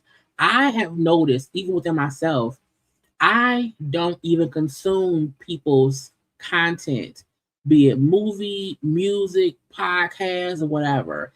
If I feel like the energy that you're putting out, the critiques you're putting out, the commentary you're putting out is negative, I don't watch you. I don't hear you. I don't play you. I don't listen. Because I'm like, I don't want to, like, even when y'all watch me, I don't want y'all come here and listen to me for fucking 4 hours. Like cussing someone out in a negative space.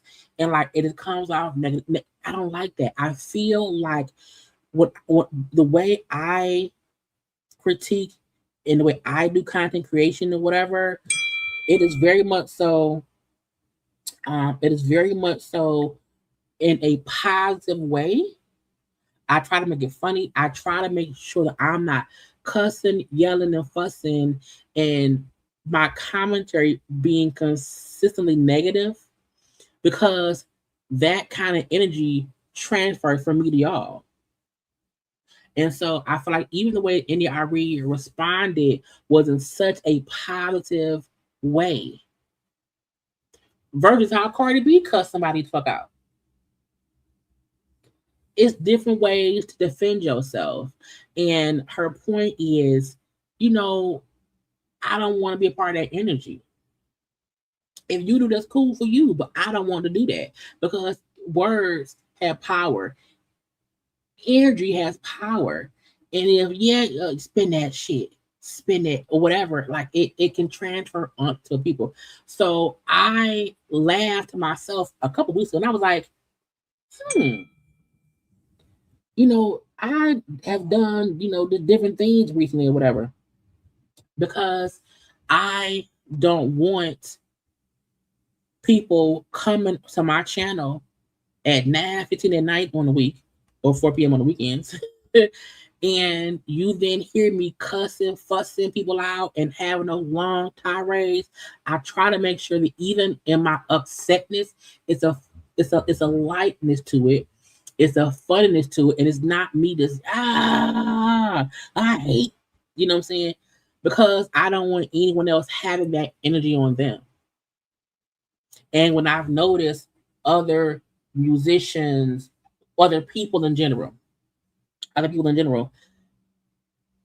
is if when I listen to them, I feel like, oh God, He just cussing and fussing and yelling, and it drained my energy. I'm like, bitch, I don't want to hear this. I don't want to hear this, bitch. I want to hear this. So I get what she means.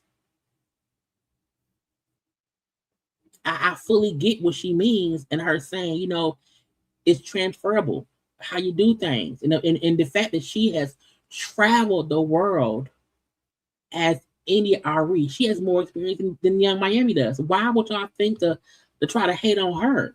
The fuck? Okay. Boom pow. Now I know that Lee said some things. And if we out here, and I get it. I get the argument that, well, girl, ain't nobody really finna be out here boosting. That's you with your grown ass, who shouldn't be bopping around to that ignorant shit anyway. But to the that's her opinion. Young, impressionable young women, many of whom I know in my family personally, who have had issues with boosting and stealing and shit, who miss time with their kids, who weren't able to be present as parents because they were locked up for boosting and scamming. And now we got a record that has taken off. When I first heard it, I was like, I ain't even gonna say nothing about this shit because it's gonna go away. Ain't no way in the world this is gonna become like the #1 most popular record on the planet. And guess what's done happened? It has become the #1 of, it's debuted on Billboard at #1. Did it?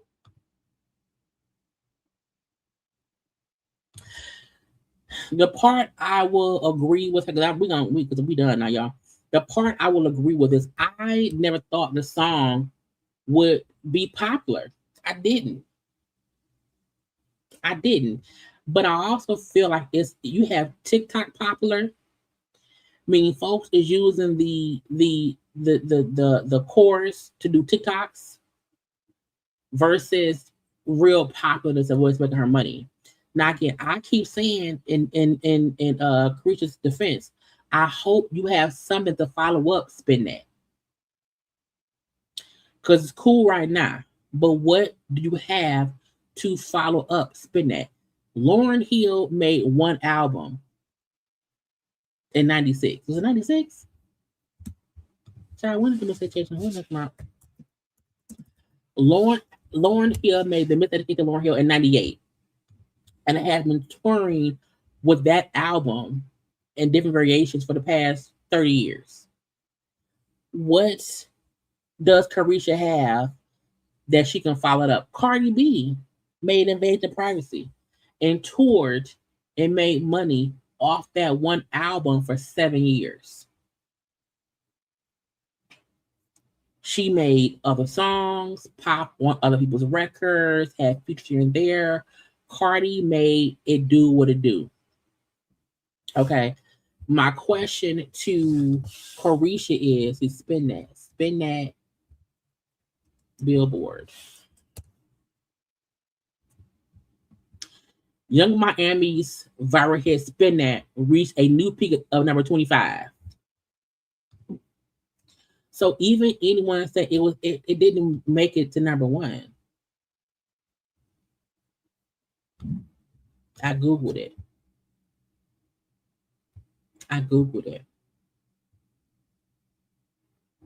And again, that's not, me trying to hate on that lady at all. But what do you have that's next?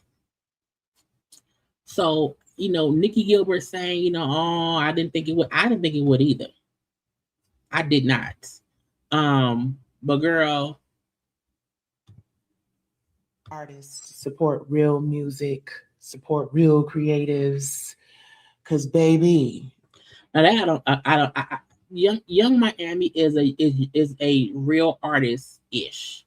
Young Miami is trying to make no way out of some way on one day. And that's why my question to Young Miami is, what do you have planned that will follow up this one hit? Because again, you kept trying to make fetch happen. And you was failing. Fail after fail after fail. And this one, and that's great. What's next? Not saying that she should not enjoy her fame right now, that she should not enjoy what she's doing right now. that, you know, she should have to, you know, not enjoy the success of the song. But I just feel like, cool, the song did what it did, but what's next? It's one song. Are you working on an album? You know, will there be a Caresha album coming out in the next couple months? Do you have a new single that can follow up Spin That? Because you can't be doing Spin That in December. What's next? So I hope all the folks who want to support her, whatever she do next, support her in that too.